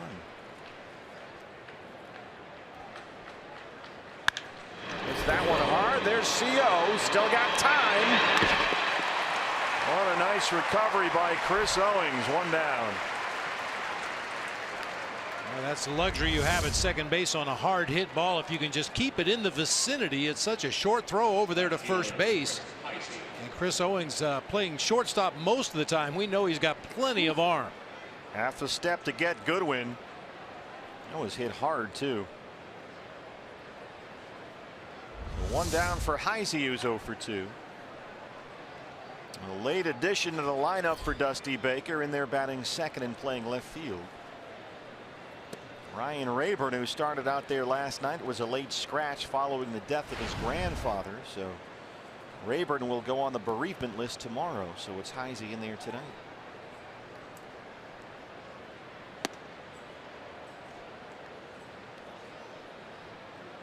Heisey was injured near the end of May. He was out with a ruptured right bicep. That sounds painful. Missed just over 40 games and didn't get back until earlier this month. Bonda behind 2-0. That's belted but foul. Boy, he jumped on that fastball.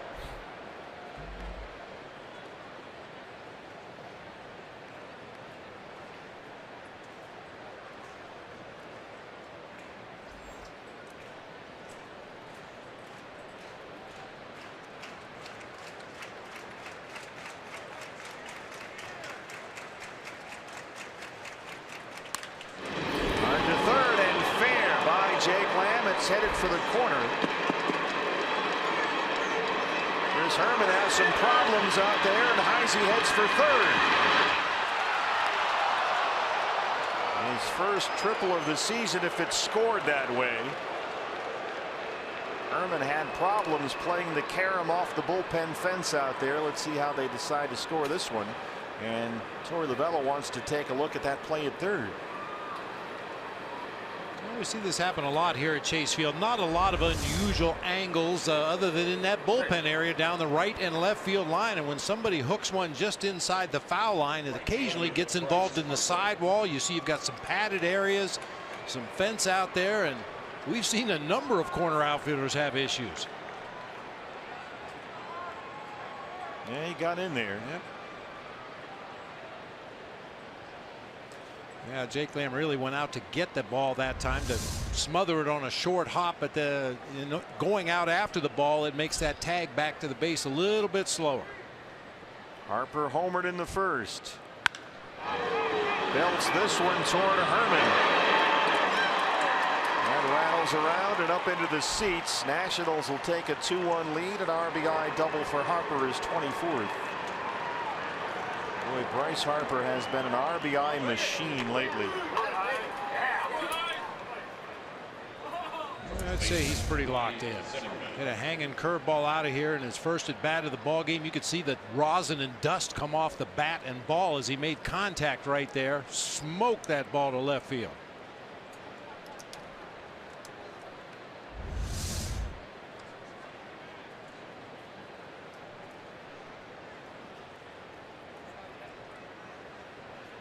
He did score that a triple for Chris Heisey, by the way. Here's Ryan Zimmerman.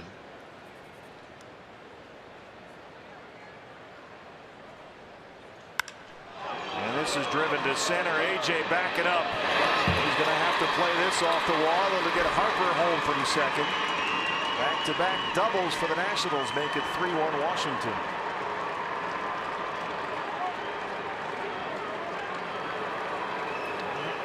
Some stalling here. Mike Butcher looks like he's going to make a trip to the mound. You'd like to see Chris Iannetta first is going to make a trip to the mound. Some solid contact here. Haven't seen a lot of that from the Nationals lineup, but loud struck baseballs in this inning. A triple and 2 doubles all in a row, and Daniel Murphy's the hitter. Boy, Zimmerman got that front foot down, kept his hands back. We mentioned last night he's got a lot of moving parts for a big guy. A high leg kick, big hitch with his hands, but when the timing is right and he keeps his hands back, he can drive the ball to any part of the park. And Bond has still got some work to do here with Murphy and Rendon, the next 2 hitters. 1 out in the 6th.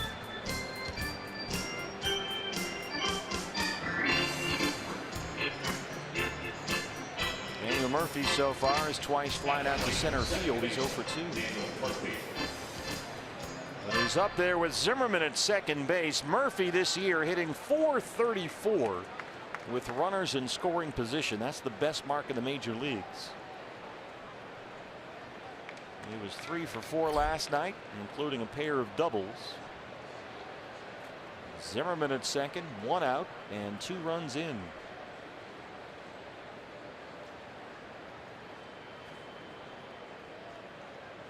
Phone rings in D-backs bullpen. There's a fastball for strike 1. Mike Fetters, the bullpen coach.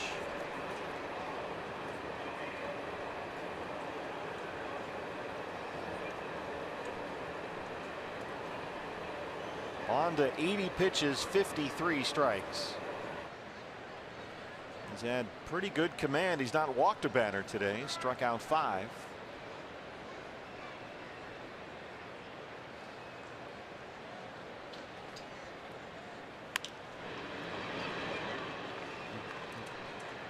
Hey fans, we invite you to participate in Gila River game nights by signing up at one of the interactive kiosks located right here at Chase Field during any D-backs home game. Nationals have barreled up a few balls against Anthony Banda. They have 7 hits, 6 of them for extra bases, and J.J. Hoover will start to warm up in the Sanderson Ford bullpen. Banda ahead of Murphy 0-2. Murphy a .333 hitter versus lefties this year. Stays fair for Descalso at first. Zimmerman gets third, 2 down. Well, that's a big out to get right there. Daniel Murphy, since the 4th of July, apparently inspired by the bombs bursting in air. He was 10 for 15 with runners in scoring position since July 4th. That was a big out. Anthony Rendon. Yeah, Murphy 17 RBIs in his last 11 games. Rendon 0 for 2, still hitless in the series.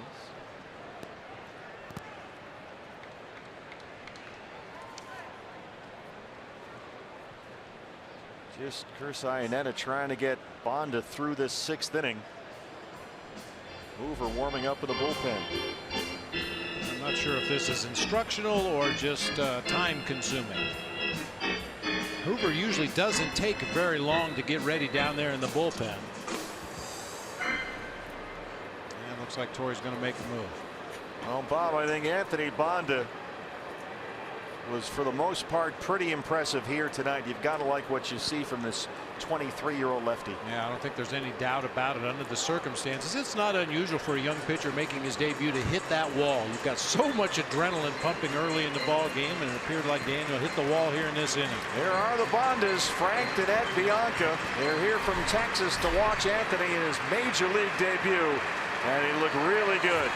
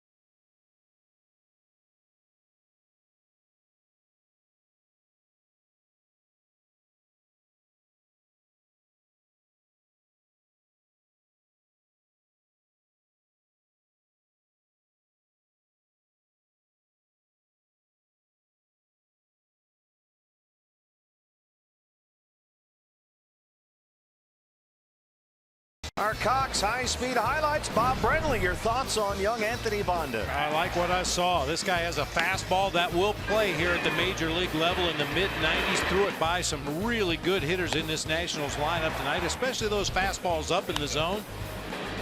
Told the breaking pitches, the off-speed stuff was kind of a work in progress. At times the changeup was good, at times the curveball was good, but I really liked his fastball tonight. Didn't walk a batter, struck out 5.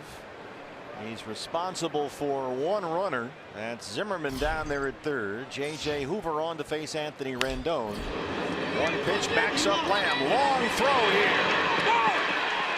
Rendon beats it out. Jake Lamb was back on the outfield grass. And Rendon able to beat that one out. Zimmerman's home, and it's 4-1. He had to make that throw basically from left field. And flat-footed on top of it. He had to back up to get that big hop right there. Kind of got caught in between, and rather than charge and play it on a short hop, he elected to back up. Really couldn't get too much on the throw. A long hop over there to Daniel Descalso, and it looked like he beat it. 4 hits for the Nationals in this inning, and 3 runs gives them a 4-1 lead.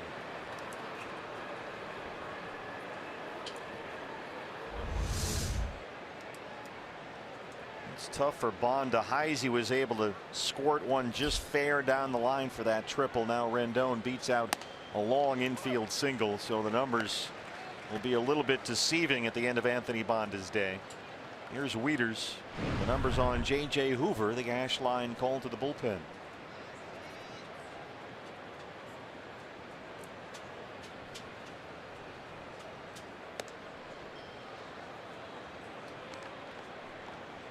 Wieters doubled in the second. He struck out his last time up.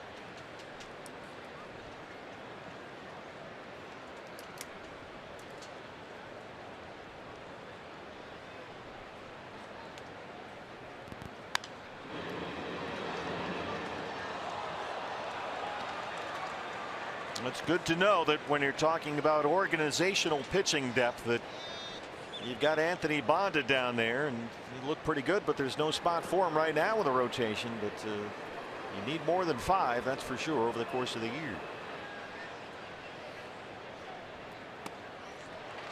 Wieters waves at that one. The slider strikes him out from Hoover. Nats get 3. D-backs down 4-1.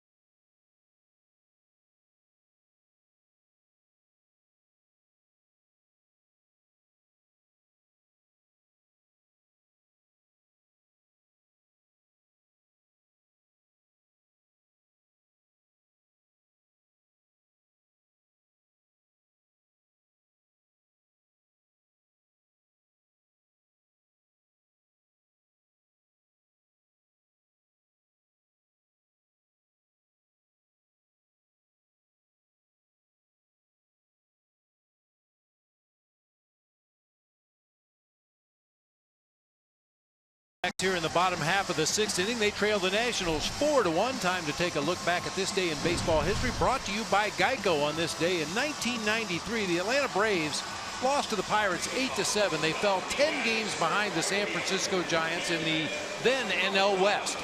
Atlanta went 54-19 the rest of the season to clinch the division on the final day. They finished with 104 wins. The Giants finished with 103. Ooh, ouch. Braves are in LA right now. Dodgers have a 1-0 lead. Rockies at home against the Pirates. They lead Pittsburgh 4-2 in the 6th inning. Time for the offense to get going here. David Peralta, the leadoff man, 0 for 2. Leads off the 6th against Tanner Roark, who has retired 13 of the last 14 D-backs batters he's faced. The Diamondbacks have had only one base runner since Ionetta's RBI double in the 1st inning. That was a 2-out walk to Descalso in the 4th. And Roark is ahead of the freight train, 1-2. Well, one thing about that '93 Giants team, that was Dusty Baker's first year as a manager of the San Francisco Giants. Had 2 20-game winners in Billy Swift and John Burkett. Rod Beck saved 48 games. That was Barry's first year in San Francisco, along with Matt Williams, and Will Clark, and Robbie Thompson. High fastballs retire Peralta. That's 9 strikeouts for Roark. Dusty still goes with the sweatbands and the toothpicks.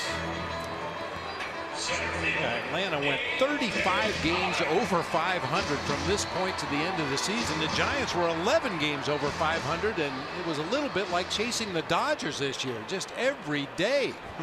Braves won again. Braves won again. A.J. Pollock singled and scored in the 1st. D-backs still with only 1 run on 2 hits. Haven't had a base hit since the 1st inning.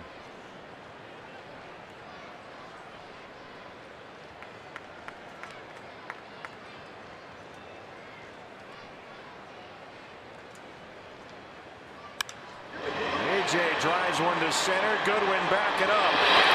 It's off the glove, and Pollock's on the run. He's headed for 3rd. He's in there. A.J. Pollock had a triple last night to lead off the 9th, scored the winning run.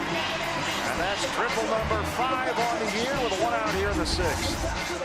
Compare this play with the one that the Diamondbacks made on Brian Goodwin. David Peralta relayed to Chris Owings and then on to Jake Lamb for the out. First of all, Goodwin misses the ball out in center field. Takes his sweet time to get back to it. The relay throw was over the first cutoff man. The second cutoff man had to jump for it, and the throw to third base was in the dirt. AJ's in there with a triple. 9 hits in his last 19 at bats for A.J. Pollock. Jake Lamb has struck out twice against Roark so far, 0 for 2. Got to get this run in, and that'll get the job done. Murphy, the backhander. Zimmerman with a nice swiping scoop there. Pollock's home, and it's 4-2. The RBI for Jake Lamb. That's his 79th. He's 2nd in the majors in runs batted in. Up at the end of the season, the guys that usually lead the league or are among the league leaders in RBIs, they get these kind of guys home. Runner at third base, less than 2 outs. The opposing team's playing their infield back.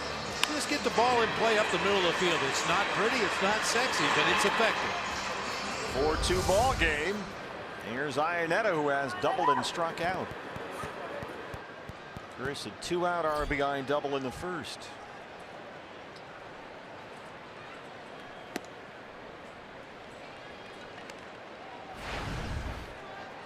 No such thing as a bad RBI. Not at all. I mean, obviously, Jake Lamb would like to hit one out in the pool. But yeah, if they're going to give you a run just by putting the ball in play, just take it. Trailing by 3 runs in the game, you got to score 1 before you can score 4. So take them when you get them. Roark at 90 pitches, 56 strikes.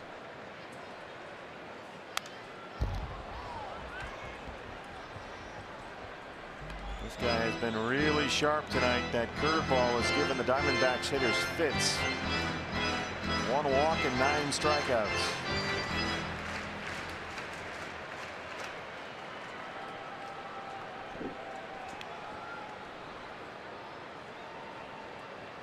Big Matt Wieters back there.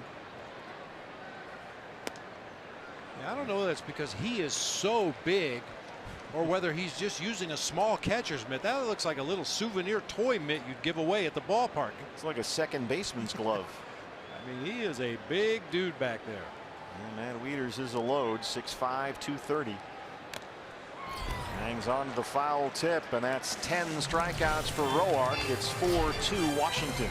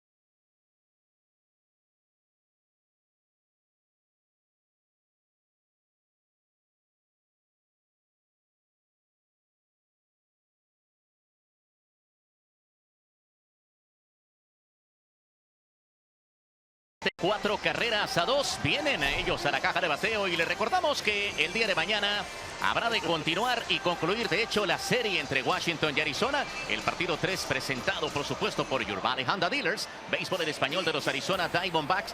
A partir de la 1 de la tarde, el día de mañana la transmisión.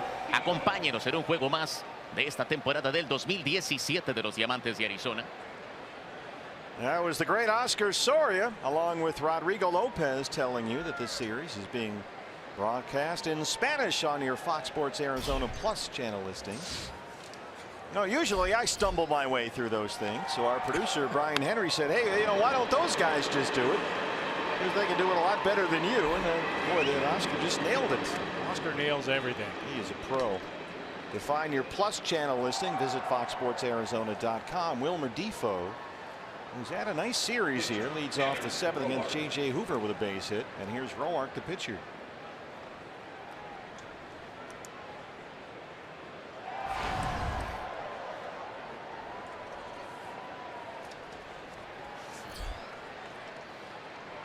Jake Lamb charging in from third. Descalso from first. The pitch is a strike.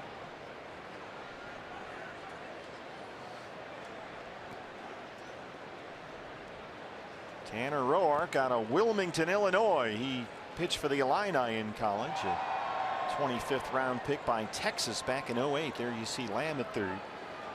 Descalso holding Defoe on the bag at first. He can really run.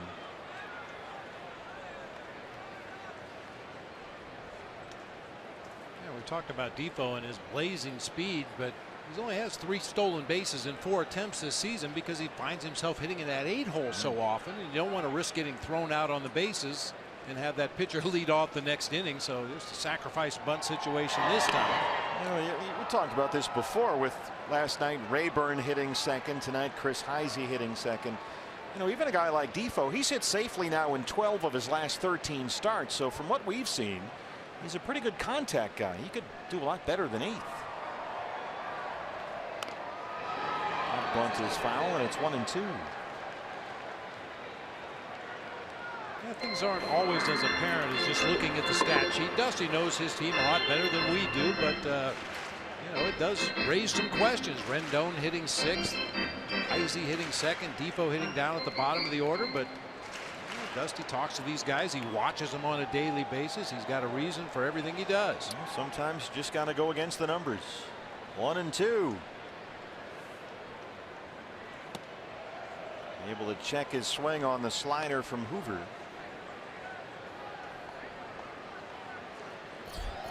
Ryan Goodwin, the leadoff man, will be next. He doubled in the 3rd.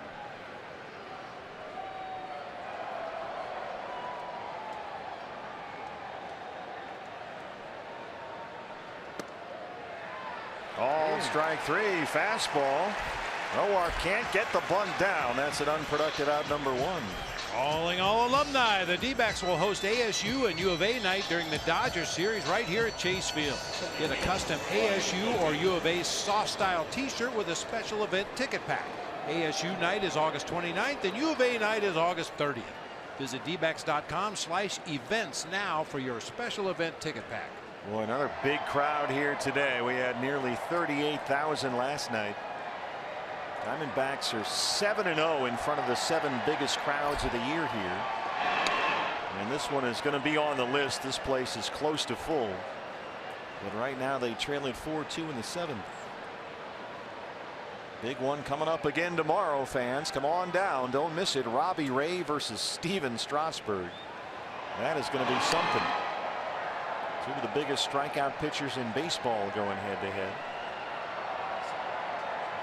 So 1:10 first pitch. Diamondbacks live pregame show at 12:30. You can get your tickets at dbacks.com. And don't forget, kids get in free tomorrow.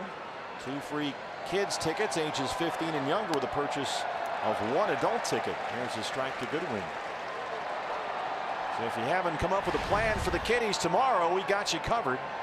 D-backs and Nationals.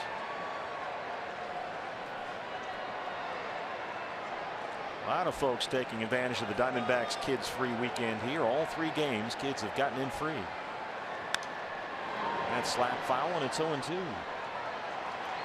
Big night tonight. The Robbie Ray strikeout counter bobblehead. That's courtesy of Sprint, handed out today. They're calling it the Ray Day double whammy. The bobblehead today and Robbie Ray pitching tomorrow. Hashtag Ray Day if you're on the Twitter.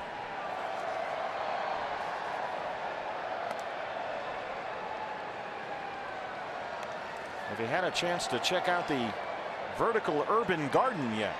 No, I have not. That's sponsored by United Healthcare. It's a 180 square foot vertically hanging plant space that they've opened up just outside the gates of the ballpark here. It's got 200 different herbs. Is it herbs or herbs? Base hit. Peralta over to cut it off. Defoe can really run. He's in at third. They're on the corners with one out for Chris Heisey. Oh, I know it was Peaches and Herb. Nice. Left fielder Chris Heisey. Goodwin with his second hit of the ball game, a cement mixer slider that stayed up over the heart of the plate. Bangs it out there into right field, chasing Defoe around to third base. Looking for that ground ball now. Yeah, you can check out the D-backs vertical garden. D-backs greens here at the ballpark, created by the local Flower Street Urban Gardens. Jorge De La Rosa getting loose in the Sanderson Ford bullpen. You got the lefty Harper on deck. Here's Heisey, who tripled and scored his last time up, 1 for 3.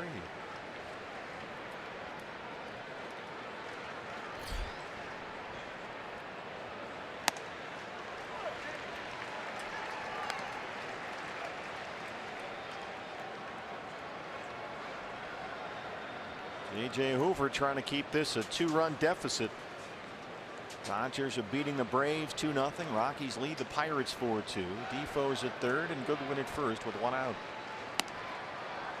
Another slider missed. It's 1-1.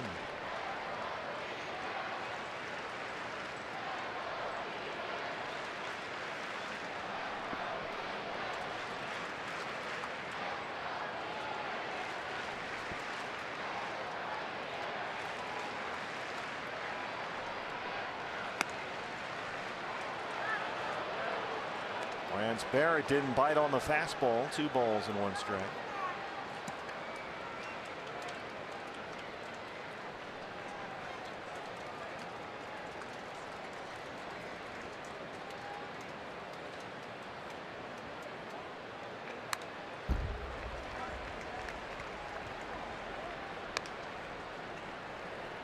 Stubborn in this at bat by J.J. Hoover. He's just going to stay away from Heisey. Hope he hits something off the end of the bat on the ground. Everything out there off that outside corner of the plate got Heisey to chase a bad one.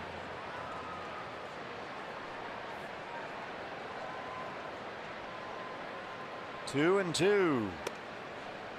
Fastball up. It's a full count with Harper on deck. Cell phone lights are flashing here at Chase Field. Amazing how that just starts all by itself. Everybody seems to be on the same page, all getting the same email or something.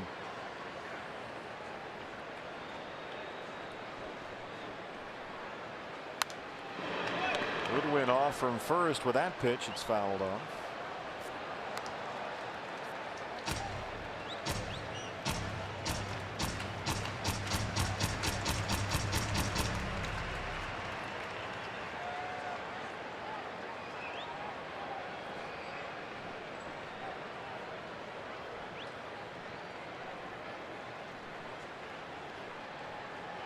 Goodwin takes off again and again. Heisey fouls that back. A fastball that time.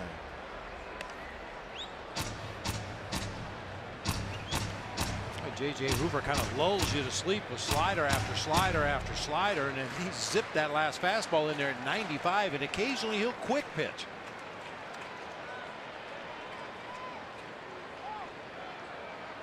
Back to the slider. 3 and 2. Goodwin off again with a pitch, and Heisey hits one high in the air down the left field line. And foul. That slider stayed over the inner third of the plate that time. As we showed you earlier, everything Hoover has thrown to Heisey has been away. Fastballs away, sliders away. Not sure if that was by design, but that one came to the inside part of the plate. Unfortunately, Heisey jerked it way foul. Now you see Chris Iannetta reminding J.J. Hoover to come set.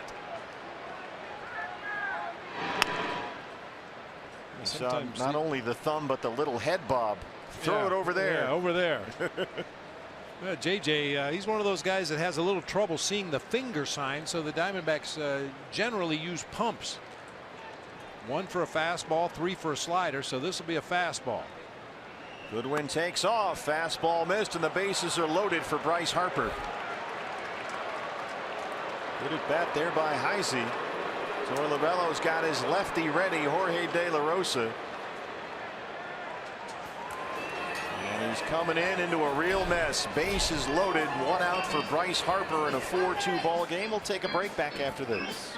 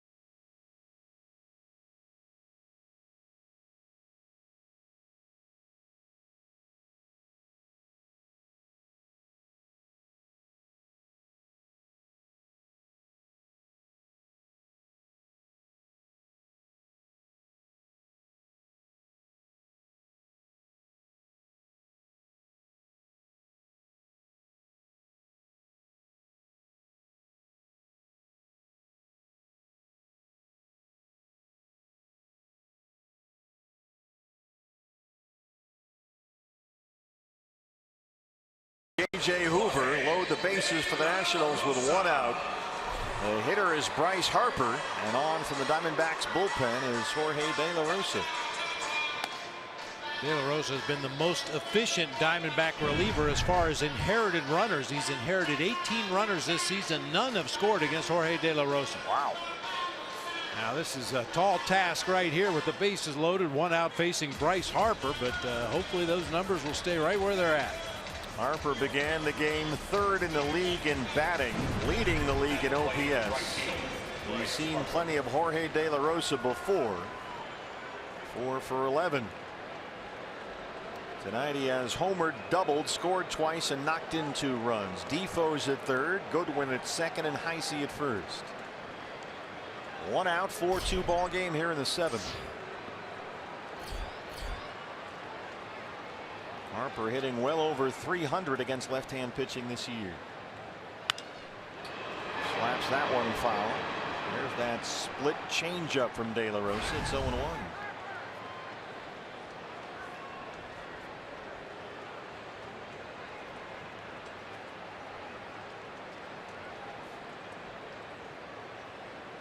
Dusty Baker says when he sees Bryce Harper hit, he sees determination at bats. It's a battle, it's a fight, and Harper, when he's up there, Dusty says, fights. He swings like he's in a fight. 0-2. Faced a high fastball. Now that determination that Dusty Baker was talking about with Bryce Harper, apply the same thing to Nolan Arenado in Colorado. We talk about him all the time, a guy that's hungry to hit.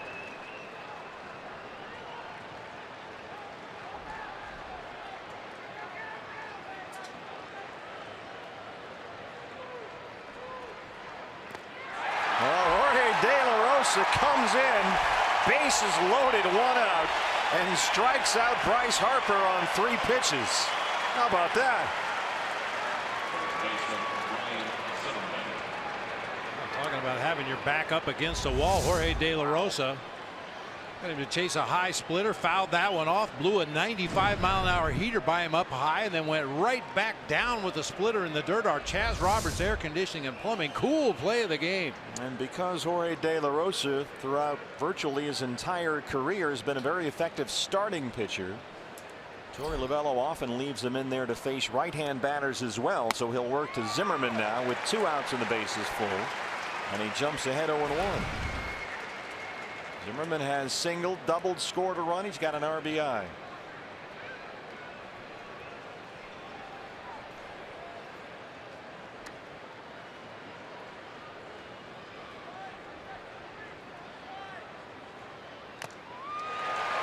Oh, 2. I don't want to get greedy, but can you get both guys on 6 pitches? Why not? That would be something else. Big crowd here tonight. Jorge De La Rosa trying to leave him loaded and keep it a 4-2 ball game. He struck out Harper, now ahead of Zimmerman, 0-2. Both guys top 7 in the league in hitting.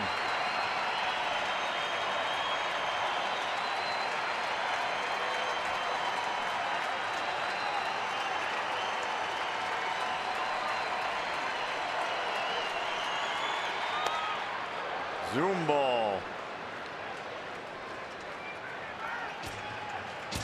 And we saw it with Bryce Harper many times, that high fastball from De La Rosa's to set up that next splitter in the dirt.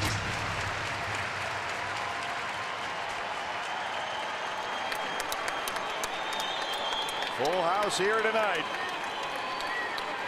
1-2 on Ryan Zimmerman. Wow.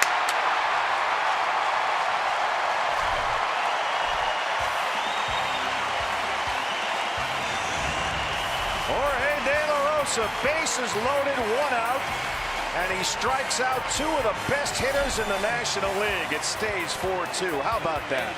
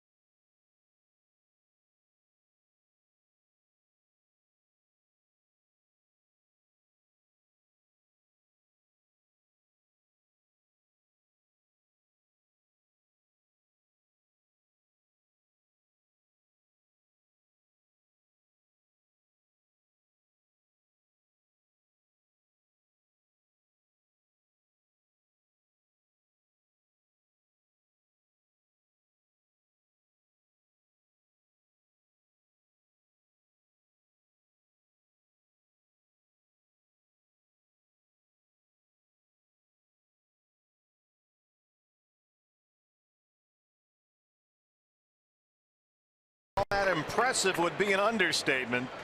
He struck out Harper and Zimmerman with the bases loaded to keep it a 4-2 ball game. And now it's time for the Diamondbacks offense to finally get going against Tanner Roark. Daniel Descalso, who was flied out and walked, leads off the 7th. Diamondbacks with only 3 hits against Roark. Pollock singled, Iannetta doubled in the 1st, and then AJ had a triple in the 6th, and that has been it. Roark has walked 1 and struck out 10. On the ground, a second for Murphy.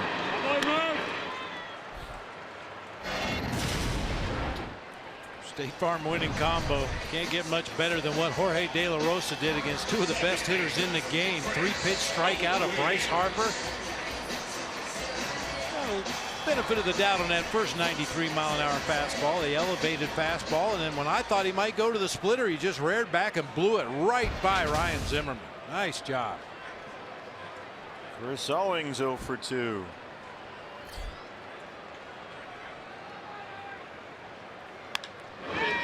That's one of the things about Jorge De La Rosa now in his reincarnation as a reliever. As a starter, he was a guy that would kind of nibble against you with sinkers and changeups, but now this version has that mid-90s fastball.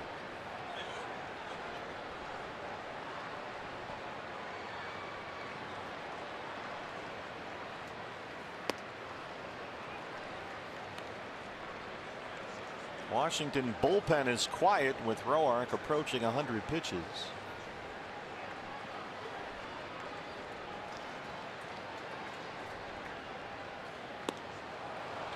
Boy, there's that curveball. That has been a problem since the get-go here tonight.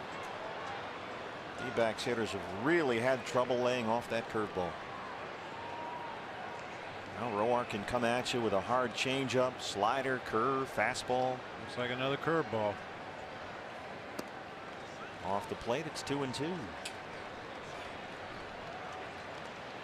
About to throw pitch number 100. Ketel Marte will be next.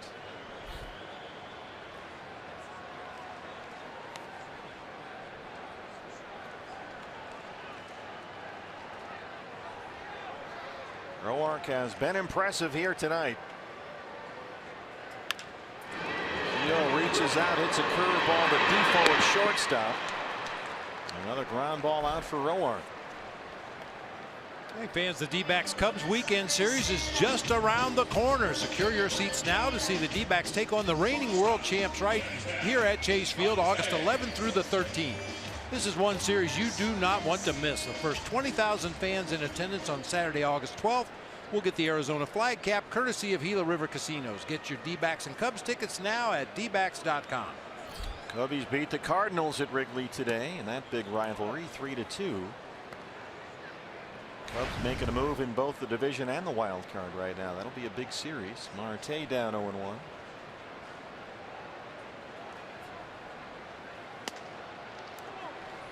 You know, the Cardinals were hoping to use this weekend series at Wrigley to jump back in that central race. They were only 3.5 behind going into play tonight, or this afternoon rather. We'll be at St. Louis next weekend. Well, Tanner Roark, 7 very impressive innings, 1 walk, 11 strikeouts. He gave up just 3 hits.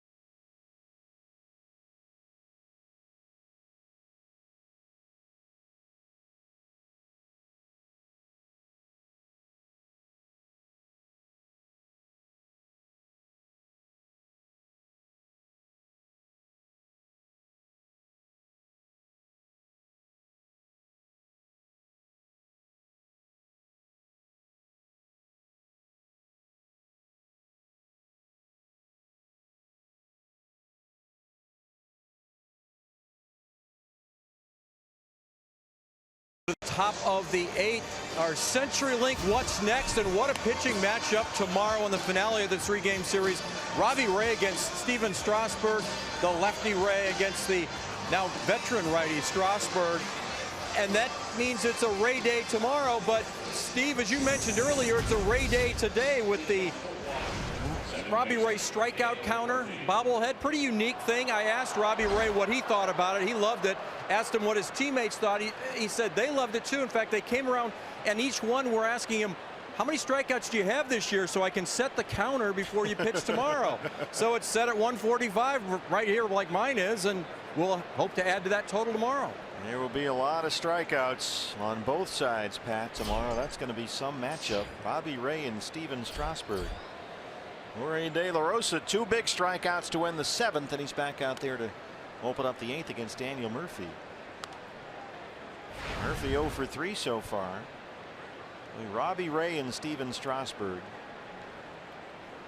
Let's see, right now Robbie is 5th in the majors. The number to set your bobblehead head fans is 145. He's had 145 strikeouts. So Robbie's 5th in baseball. Strasburg is 8th in baseball. He's at 139. So 2 of the top 8 strikeout pitchers go head to head here tomorrow afternoon. So fans, set your Robbie Ray strikeout counter bobblehead to 145er. But be ready to adjust quickly. Yes. 3-0 to Murphy. Bullpen is busy for the D-backs with Rendon, the right-hand hitter, on deck. Right-hander warming up in the Sanderson Ford bullpen. And it's big Jake Barrett, the Sun Devil. Yeah, it's going to get into the seats and out of play. Good shot of the crowd there. We got a full house tonight. About 38,000 in here last night. Another huge crowd here tonight. Should be packed tomorrow. Kids get in free. Don't forget, fans, our kids free weekend continues with tomorrow's game. You can get 2 free kids tickets ages 15 and younger with the purchase of 1 adult ticket for tomorrow's game. So come on down, bring the wife, bring the whole kids, as Bob Dylan once sang. Yippee. Hashtag Ray Day. The bobblehead day tonight. And Robbie Ray, the real thing, on the mound tomorrow.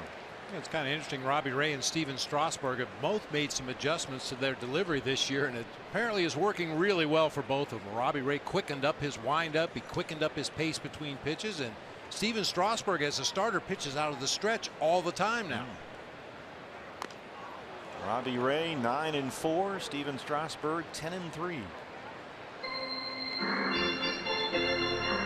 Full count on Murphy, 3-2. Looked like Murphy fouled that off the front shin. Ouch. Oh, man. That's going to leave a mark. He is a .366 career hitter at Chase Field, Daniel Murphy. 18 games here, both as a Met and a Washington National. Met didn't want to pay him. That was not the correct decision. Murphy spent 7 seasons in New York. Well, he was unbelievable his last year there, 2015. Remember that postseason run he had? He had 7 home runs in the National League Division Series and NLCS that year. Got the Mets to the World Series, and the Mets said, we're not going to pay you, so he went into free agency and got 3 years, $37.5 million from the Washington Nationals, and he's been worth every penny.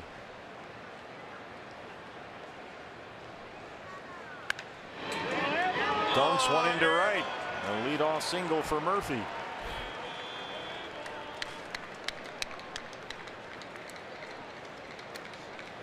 Rendon will be the hitter.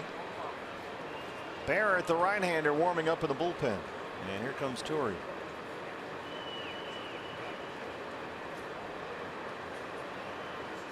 Well, Jorge De La Rosa gets a gold star tonight no matter what happens. He was brilliant to end the 7th, and now here comes Barrett in the 8th.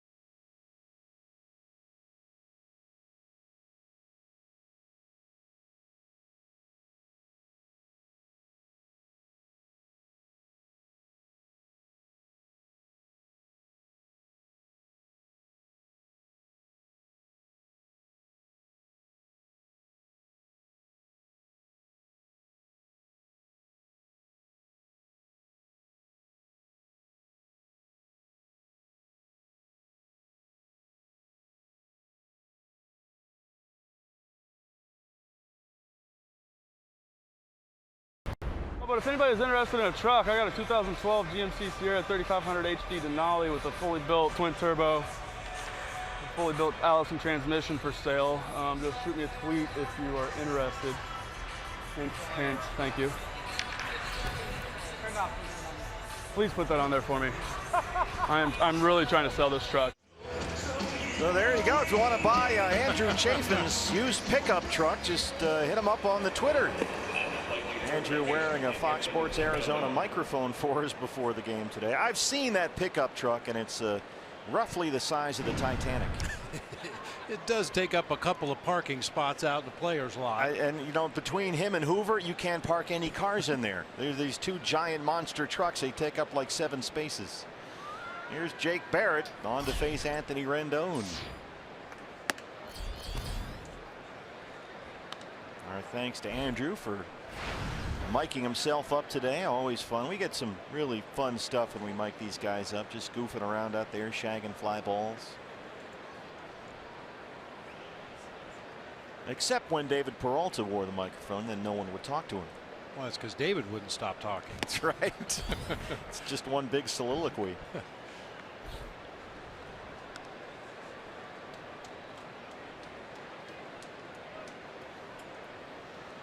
Boy, Ori De La Rosa came on bases loaded, 1 out, 7th inning. Struck out Harper and Zimmerman. Murphy really gave him a tough time along at bat before he dunked a single into right on a 3-2 pitch. And now Barrett is behind on Rendon, 2-0.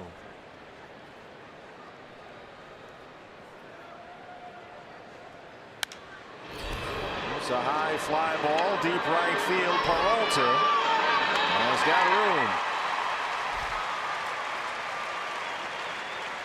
1 out in the 8th.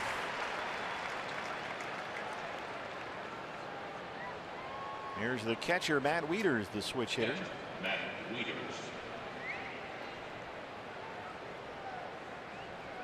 Seems like there's a decent amount of catchers who are switch hitters. It's not all that uncommon. You'd think they'd have enough to do trying to catch, let alone trying to hit from both sides of the plate.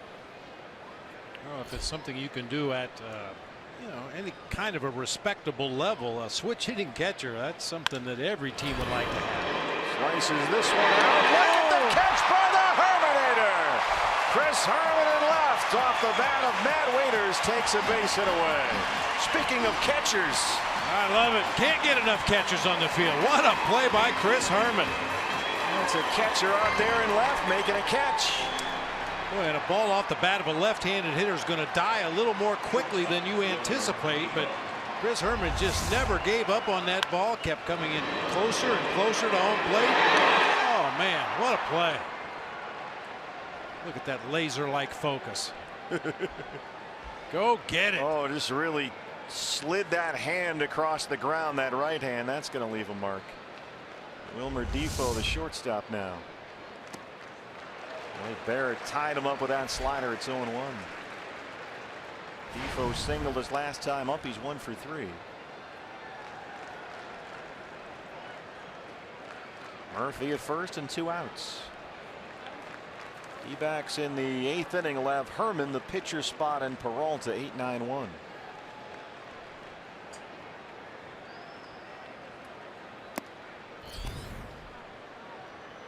Dodgers still lead the Braves. It's 2-0 in the 5th in LA.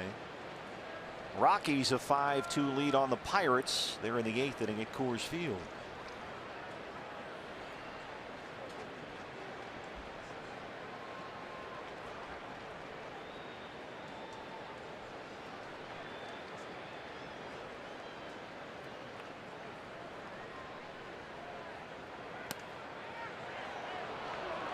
Slider missed. It's 2-1.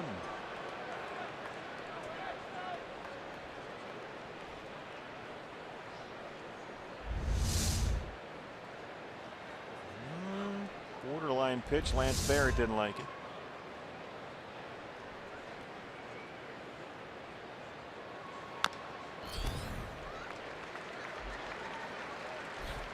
Defoe's another guy who switch hits. He's about even from either side of the plate.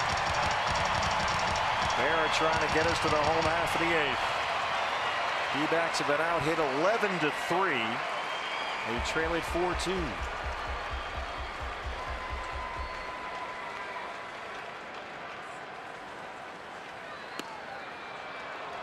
Went back to the slider.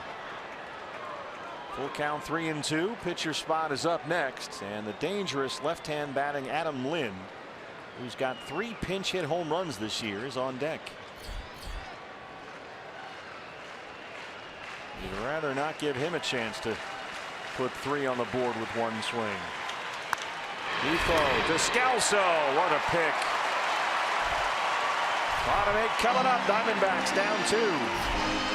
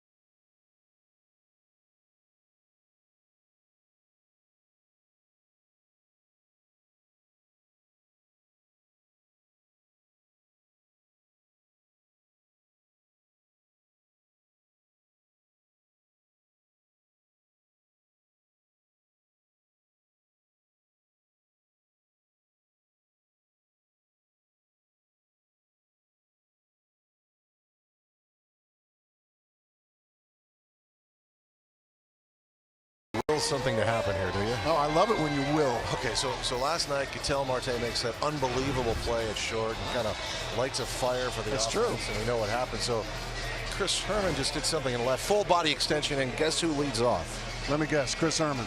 It's the bewitching hour. It's time, right? You know what? I like it when history repeats itself. Let's see it again. We're going to try and will that to happen, and no matter what happens, Steve and Bob, we know this. We'll be on right after the conclusion of this one, so let's see what you can do. Diamondbacks Live, the postgame show coming up after this game. Steve? Thanks a lot, guys. Second game in a row. Ryan Madson has come out of the Washington bullpen to start the bottom of the 8th inning. And look who's on deck, ready to hit for the pitcher behind Chris Herman.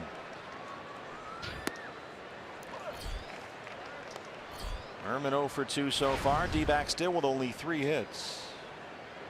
Madson had 2 strikeouts in the 8th inning last night, gave up a double to Ketel Marte and walked Jeff Mathis, but got his 3 outs, kept a 0 on the board. Quickly ahead of Herman, 0-2.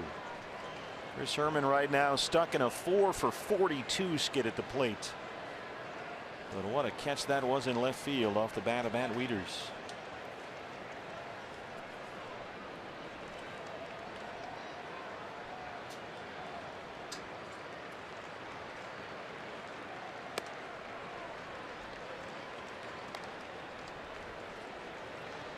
Ryan Madson just acquired last weekend from the Oakland A's. Nationals have spent most of the year trying to find some reliable back end guys in the 8th and 9th. They got Madson and Sean Doolittle from Oakland. And Madson strikes out Herman. Here comes Goldie. Well, Goldie's going to go back into the dugout now. Yeah, he's the secret weapon. You're probably only going to see Goldie hit if there's a runner on base and he has a chance to tie it up or perhaps give the Diamondbacks a lead, so they pull him back in favor of Brandon Drury. And it was Drury who had the walk-off single in the 9th inning last night. 278, 8 home runs for Brandon.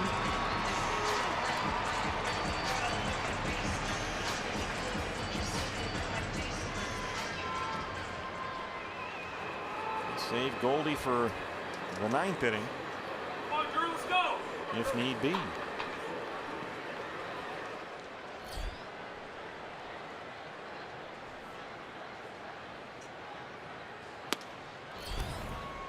This was Brandon Drury, bases loaded, 1 out in the 9th. The 7th walk-off for the Diamondbacks this year. Pollock, after a leadoff triple, home with a winning run.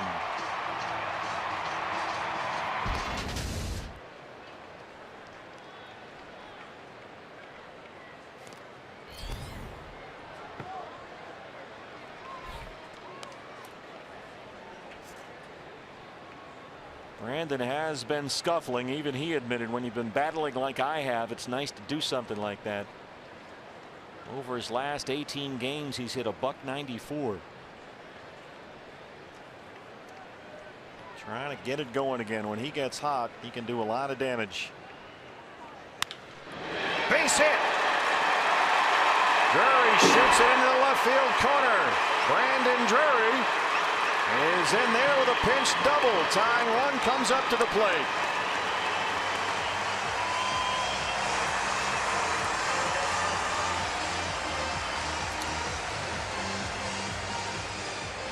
Could see a pinch. Well, not really. No need to waste a pinch hitter right here. Brandon Drury runs okay. Should be able to score from second base on just about any base hit. If that was the tying run, you might see Gregor Blanco come in to run at second base. David Peralta 0 for 3.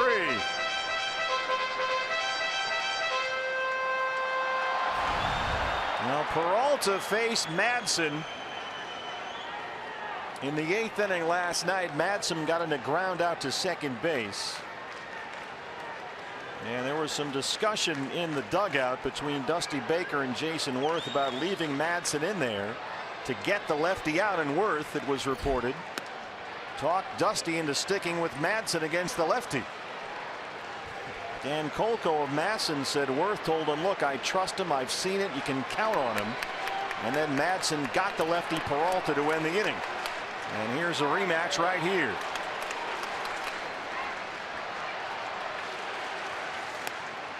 I wonder if Worth's confidence in Madsen was more based on what he'd seen from Madsen or what he'd seen from the other guys down in that Nationals bullpen. Well, it's probably a win-win.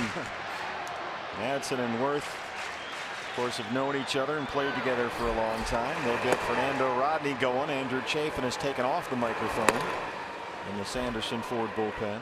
1-1 on Peralta. Chased a low fastball. 1-2. David with a 10-game hitting streak on the line here. Batting over .420 his last 10 games. 0 for 3 so far.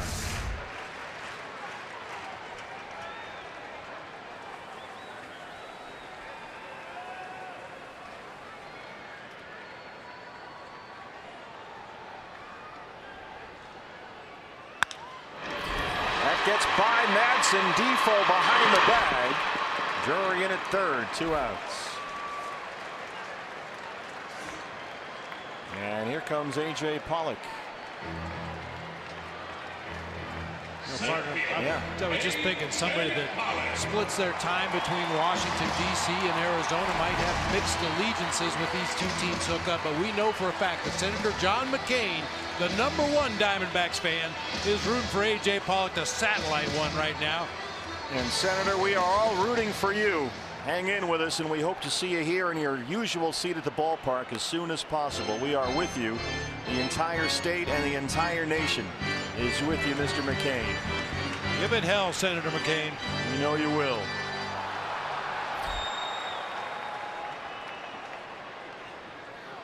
A.J. Pollock singled and scored in the first, tripled and scored in the 6th. Tying run at the plate, 2 outs in the 8th.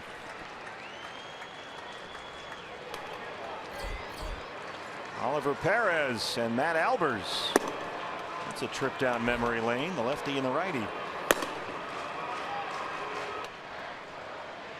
A.J. 9 hits in his last 19 at bats. And check his swing, and it's 1-1. Diamondbacks hitters are going to be seeing curveballs in their sleep tonight. Drury at third. Not only in their sleep tonight, but probably in a lot of games upcoming. You know, the advanced scouts are watching these ball games. They're making detailed notes of what pitches are thrown, what's hit, what's swung at and missed. And the Diamondbacks have been flailing at a lot of curveballs in this series. Tanner Roark was terrific with his. He struck out 11 in 7 innings, gave up only 3 hits. Takes a curveball there, and it's 1-2.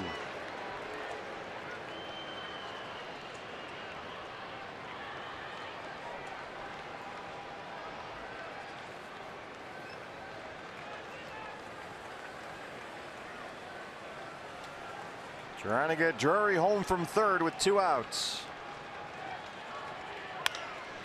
Up the middle, Defoe is there. And Ryan Madson strands that 1-out double. We head to the 9th. D-backs down 4-2.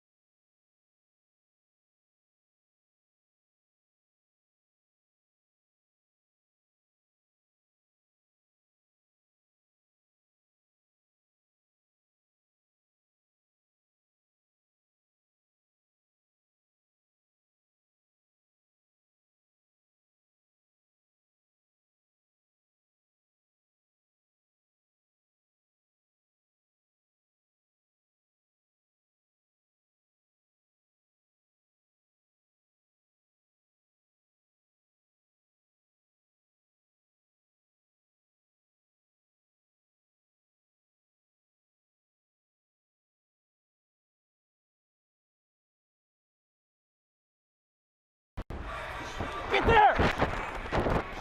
You go, you go, you go, you go. Where were you at? You go, you go, you go.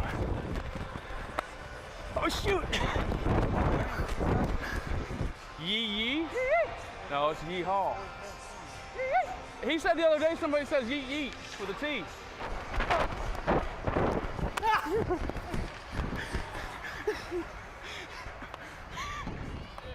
Hey, sorry, I'll get it. Hey, say please. Say please. No, no, no. Just a couple of knuckleheads out there shagging flies. Andrew Chafin wearing a microphone for us. But good advice for autograph collectors or those youngsters seeking a baseball. Always say please. Never hurts to be polite. Trying to get a free souvenir from the pitcher shagging flies during batting practice. Ryan Rayburn, a late scratch from the starting lineup, will hit for the pitcher Madsen to lead off the Washington 9th against Andrew Chafin. We are told that Ryan's grandfather just passed, so he will go on the bereavement list tomorrow. And he's up there to lead off the 9th.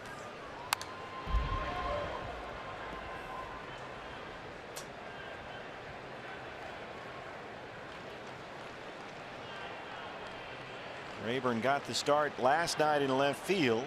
Had an RBI single. He was 1 for 5, struck out 3 times.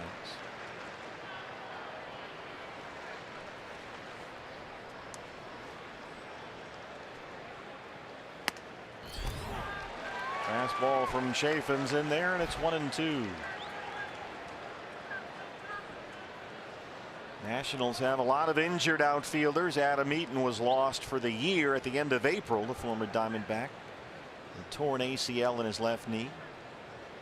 Michael Taylor's out with a strained right oblique. Jason Worth has a left foot bruise, although he's been here taking batting practice.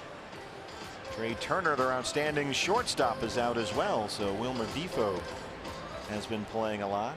Turner has been out since the end of June with a right wrist fracture. There's Jason Worth next to Max Scherzer. 2-2 to Ryan Rayburn. Scalzo in there at first.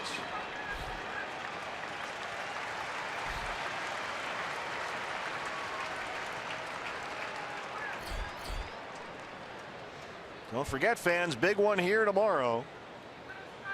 Diamondback Live pregame show starts at 12:30. First pitch 1:10. Two of the top 8 strikeout pitchers in the major leagues going head to head. Robbie Ray for the Diamondbacks and Steven Strasburg for the Nationals.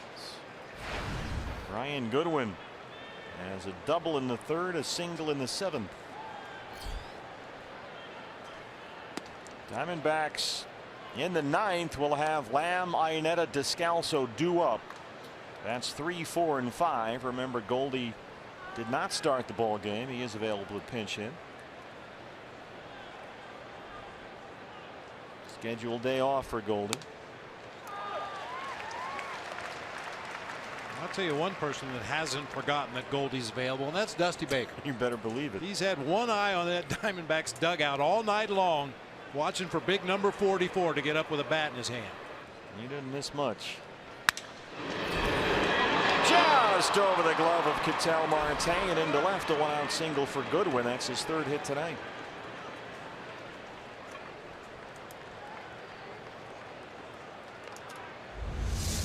Yeah, they used to say about Ozzie Smith when he played shortstop for the Cardinals, if he can't catch it, it can't be caught. And I kind of feel the same way about Ketel Marte. He takes such good lines to the spot he needs to be to make the play. No wasted movement whatsoever. Almost got to that line drive. Yeah, we got spoiled after the show he put on here last night. That was something else. Chris Heisey has tripled and walked. 1 for 3.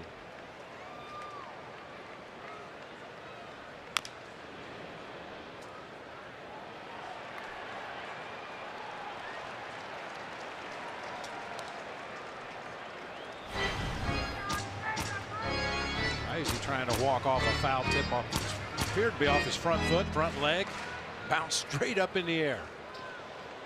Well, the Braves have come back in LA. They've tied the Dodgers 2-2 in the 6th inning. That's some good news. Rockies still leading Pittsburgh. It's 6-2 in the 8th at Coors Field. Yeah, it's headed toward the corner and out of play. Nice catch. Doesn't count. It was on the bounce, I'm told by our official scorers in the truck. He doesn't even get to keep the ball. Schmoopy. You're a schmoopy. Oh, you're a schmoopy. Oh, you're a schmoopy. 0-2.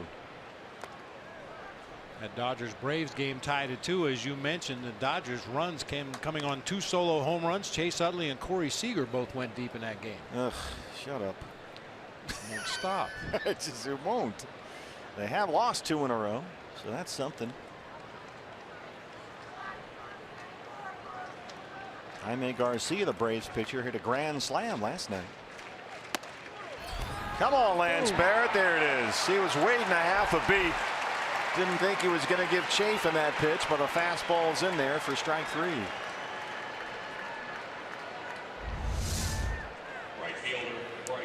Good pitch, 95, down and in, caught plenty of plate that time, but just a little delay for Lance Barrett there. Well, we're going to have to deal with Bryce Harper at least one more time here. He has homered and doubled tonight. Jorge De La Rosa struck him out with the bases loaded his last time up.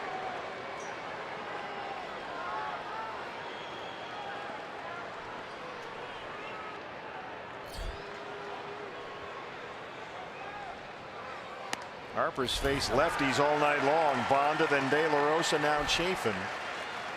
He's hitting about .320 versus left-hand pitchers this year, including 3 homers. Speaking of left-hand pitchers, there's the A's new closer, just acquired along with Ryan Madsen from the Oakland A's. That's Sean Doolittle. Still trying to get his new belt to fit right. Try a rope or something.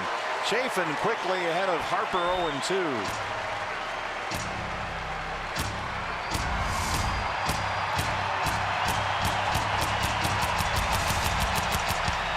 than 39,000 in here tonight, trying to get us to the home half of the ninth. 0-2 to Bryce Harper. Here's the throw to second. And Goodwin is in there. His third stolen base of the year.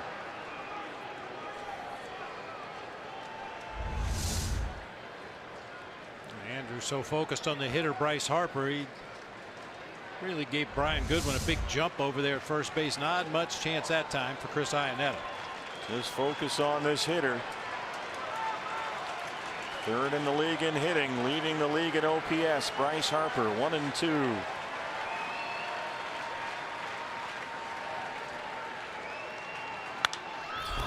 Sky to center. AJ. Well, here we go, down to bottom 9. And the man who's number 2 in baseball and runs batted in to lead it off, Jake Lamb, due up for the D-backs.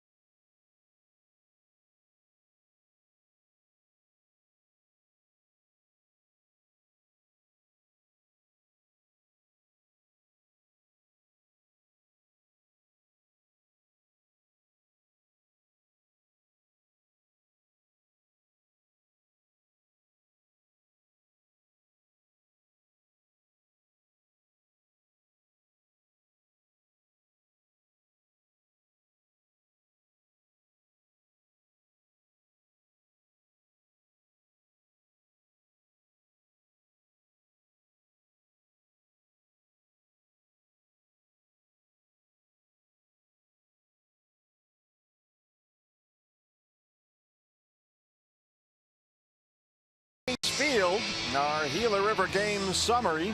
Rookie Anthony Bonda's major league debut was pretty impressive for the most part. 5 2/3. Pitched a lot better than 4 runs on 7 hits. Tanner Roark was outstanding. He gave up only 3 hits in 7, had 11 strikeouts. D-backs are down 4-2. And here is the new Oaklander, the former Oakland setup man, now the new Nationals closer. Just acquired about a week ago. It's the left-hander Sean Doolittle. He's only got 3 saves all year, so this is something of a new role for him here. The back end of this Nats bullpen. Well, pitching in general is somewhat of a new role for him. He converted. He was a position player, but moved to the mound in 2011. He actually had some pretty good offensive numbers at the minor league level. Had a season in 08 where he hit .305 at Stockton with 18 homers and 25 driven in. Doubt if he'll ever get an at-bat, but if he does, be careful. Jake Lamb leads it off. You saw Ryan Rayburn stays in the game, takes over in left field for Chris Heisey. Jake 0 for 3. He has struck out twice.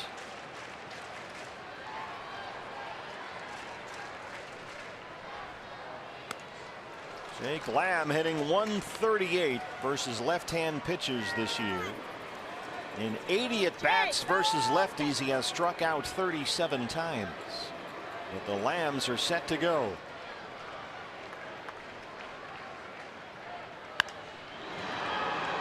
One and two.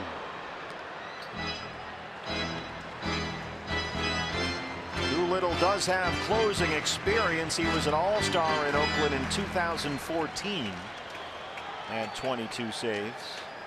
He comes into tonight with exactly 300 strikeouts in the major leagues in 254 innings. Lays off a fastball up, and it's 2-2. 97 on that last fastball up from Doolittle. This is not a soft tossing lefty here. No, it's not. Turn it up. Iannetta on deck. Descalso, the left-hand hitter, due up after that, but Goldie is available to pinch hit. Jake has worked it full 3-2. Need a base runner here.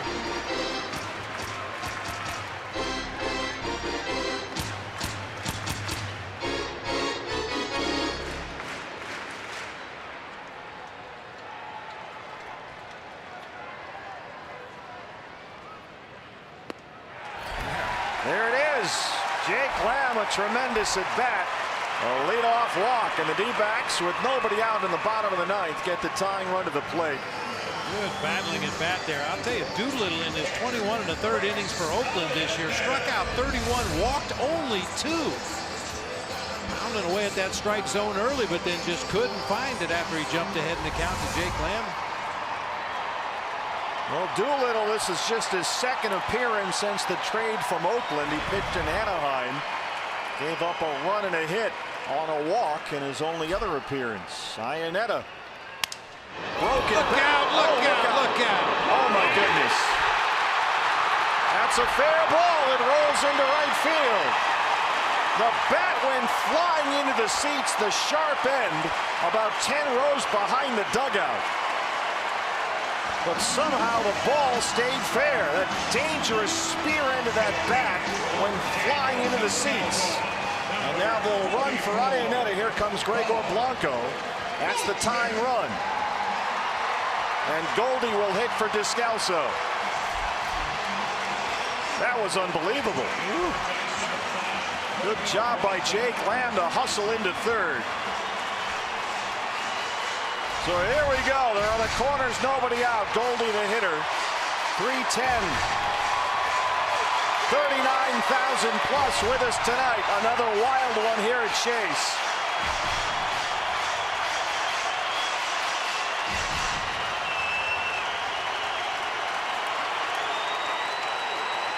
Goldie singled, walked, and scored a run last night.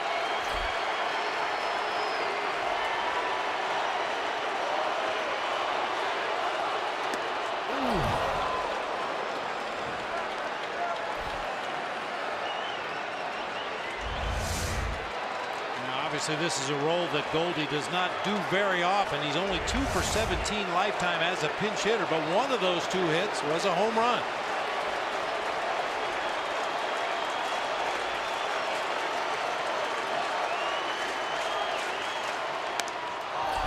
Fastball by him at 97, and Doolittle jumps ahead 0-2. Goldie has struck out 8 times in his last 3 games. He's been a little off lately, which is why Torey Lovullo gave him the day off tonight. A lot of swings and misses lately.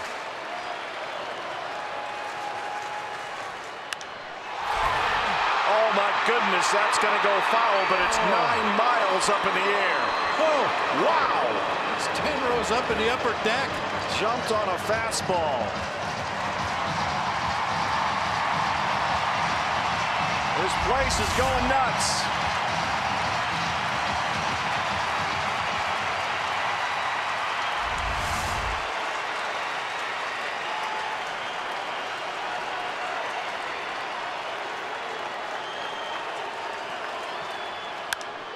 Fly ball, right field. Harper in front of the track.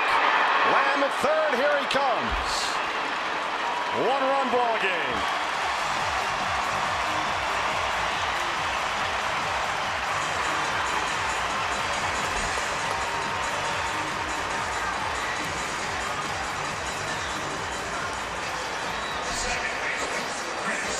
Here's Chris Owings.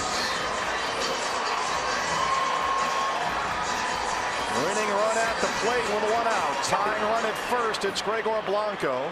Running for Iannetta. CO tonight 0 for 3.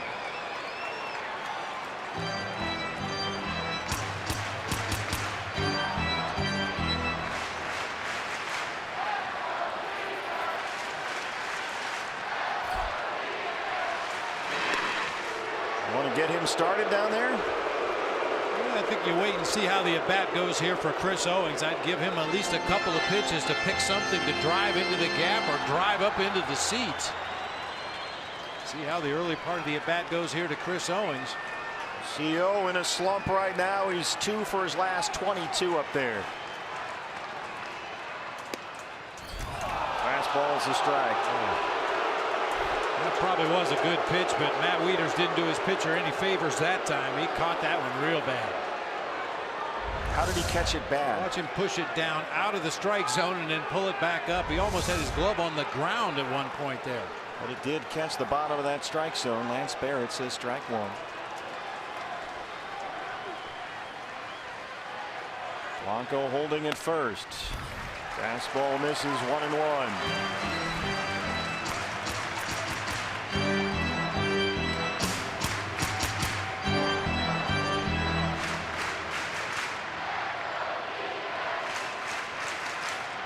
Both teams on the top step.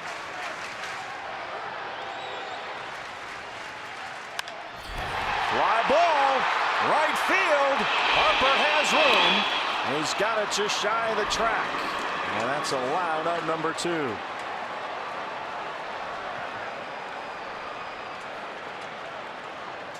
Doolittle's walking a fine line, but he's keeping it in the park. And here is Ketel Marte. 0 for 3.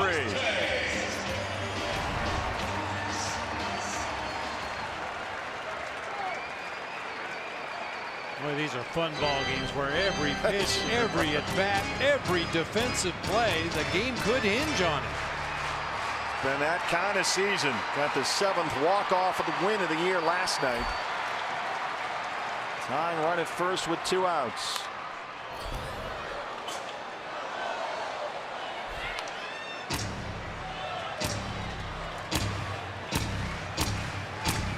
Blanco running for Iannetta. Winning run at the plate.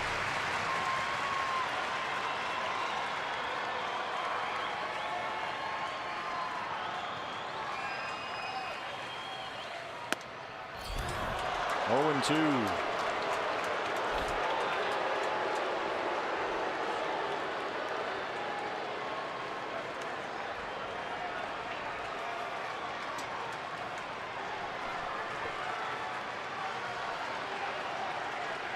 Can't bear to look.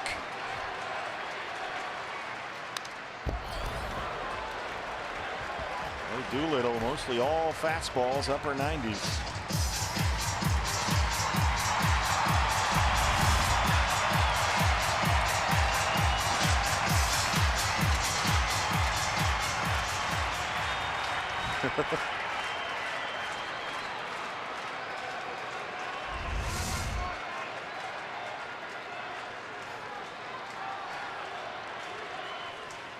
Got him. Doolittle comes in and closes it down. Diamondbacks got a run back, but they drop this one 4-3 as Washington evens the series at a game apiece, heading into tomorrow's finale when it's Robbie Ray versus Steven Strasburg. But Bob, 39,000 plus here, a great night at the ballpark. It was a heck of a game. Boy, 2 tremendously compelling ball games to start this 3-game series, and tomorrow might even be better. You do not want to miss it. Todd, I tell you, it's a lot of fun, isn't it? It is, Steve. There is no doubt about it. The kind of day where you wake up and you can't wait to come to the ballpark. We'll see Steve Berthiaume tomorrow, but Mark Grace, I'm going to echo what Bob just said. 2 outstanding teams going toe-to-toe. Tomorrow figures to be just as much fun, but there you were with the Diamondbacks knocking on the door again in the 9th inning, even of a game that they lost. Only fitting that 2 very good teams going at it, 2 one-run games. They won 1 apiece. What a rubber match tomorrow it promises to be. These are two very good teams going at it. And lots of storylines that we will track here when we return to Chase Field, because our coverage continues on Fox Sports Arizona. Diamondbacks Live is around the corner. And we'll get up to Bob Brenly. We'll get player reaction and hear from manager Torey Lovullo. That's all with Diamondbacks Live, presented by CenturyLink in the wake of this 4-3 loss to the Washington Nationals. The series now even at a game apiece. What a night of baseball. What a couple of nights of baseball, in fact, here at Chase Field. We'll talk all about it when we return.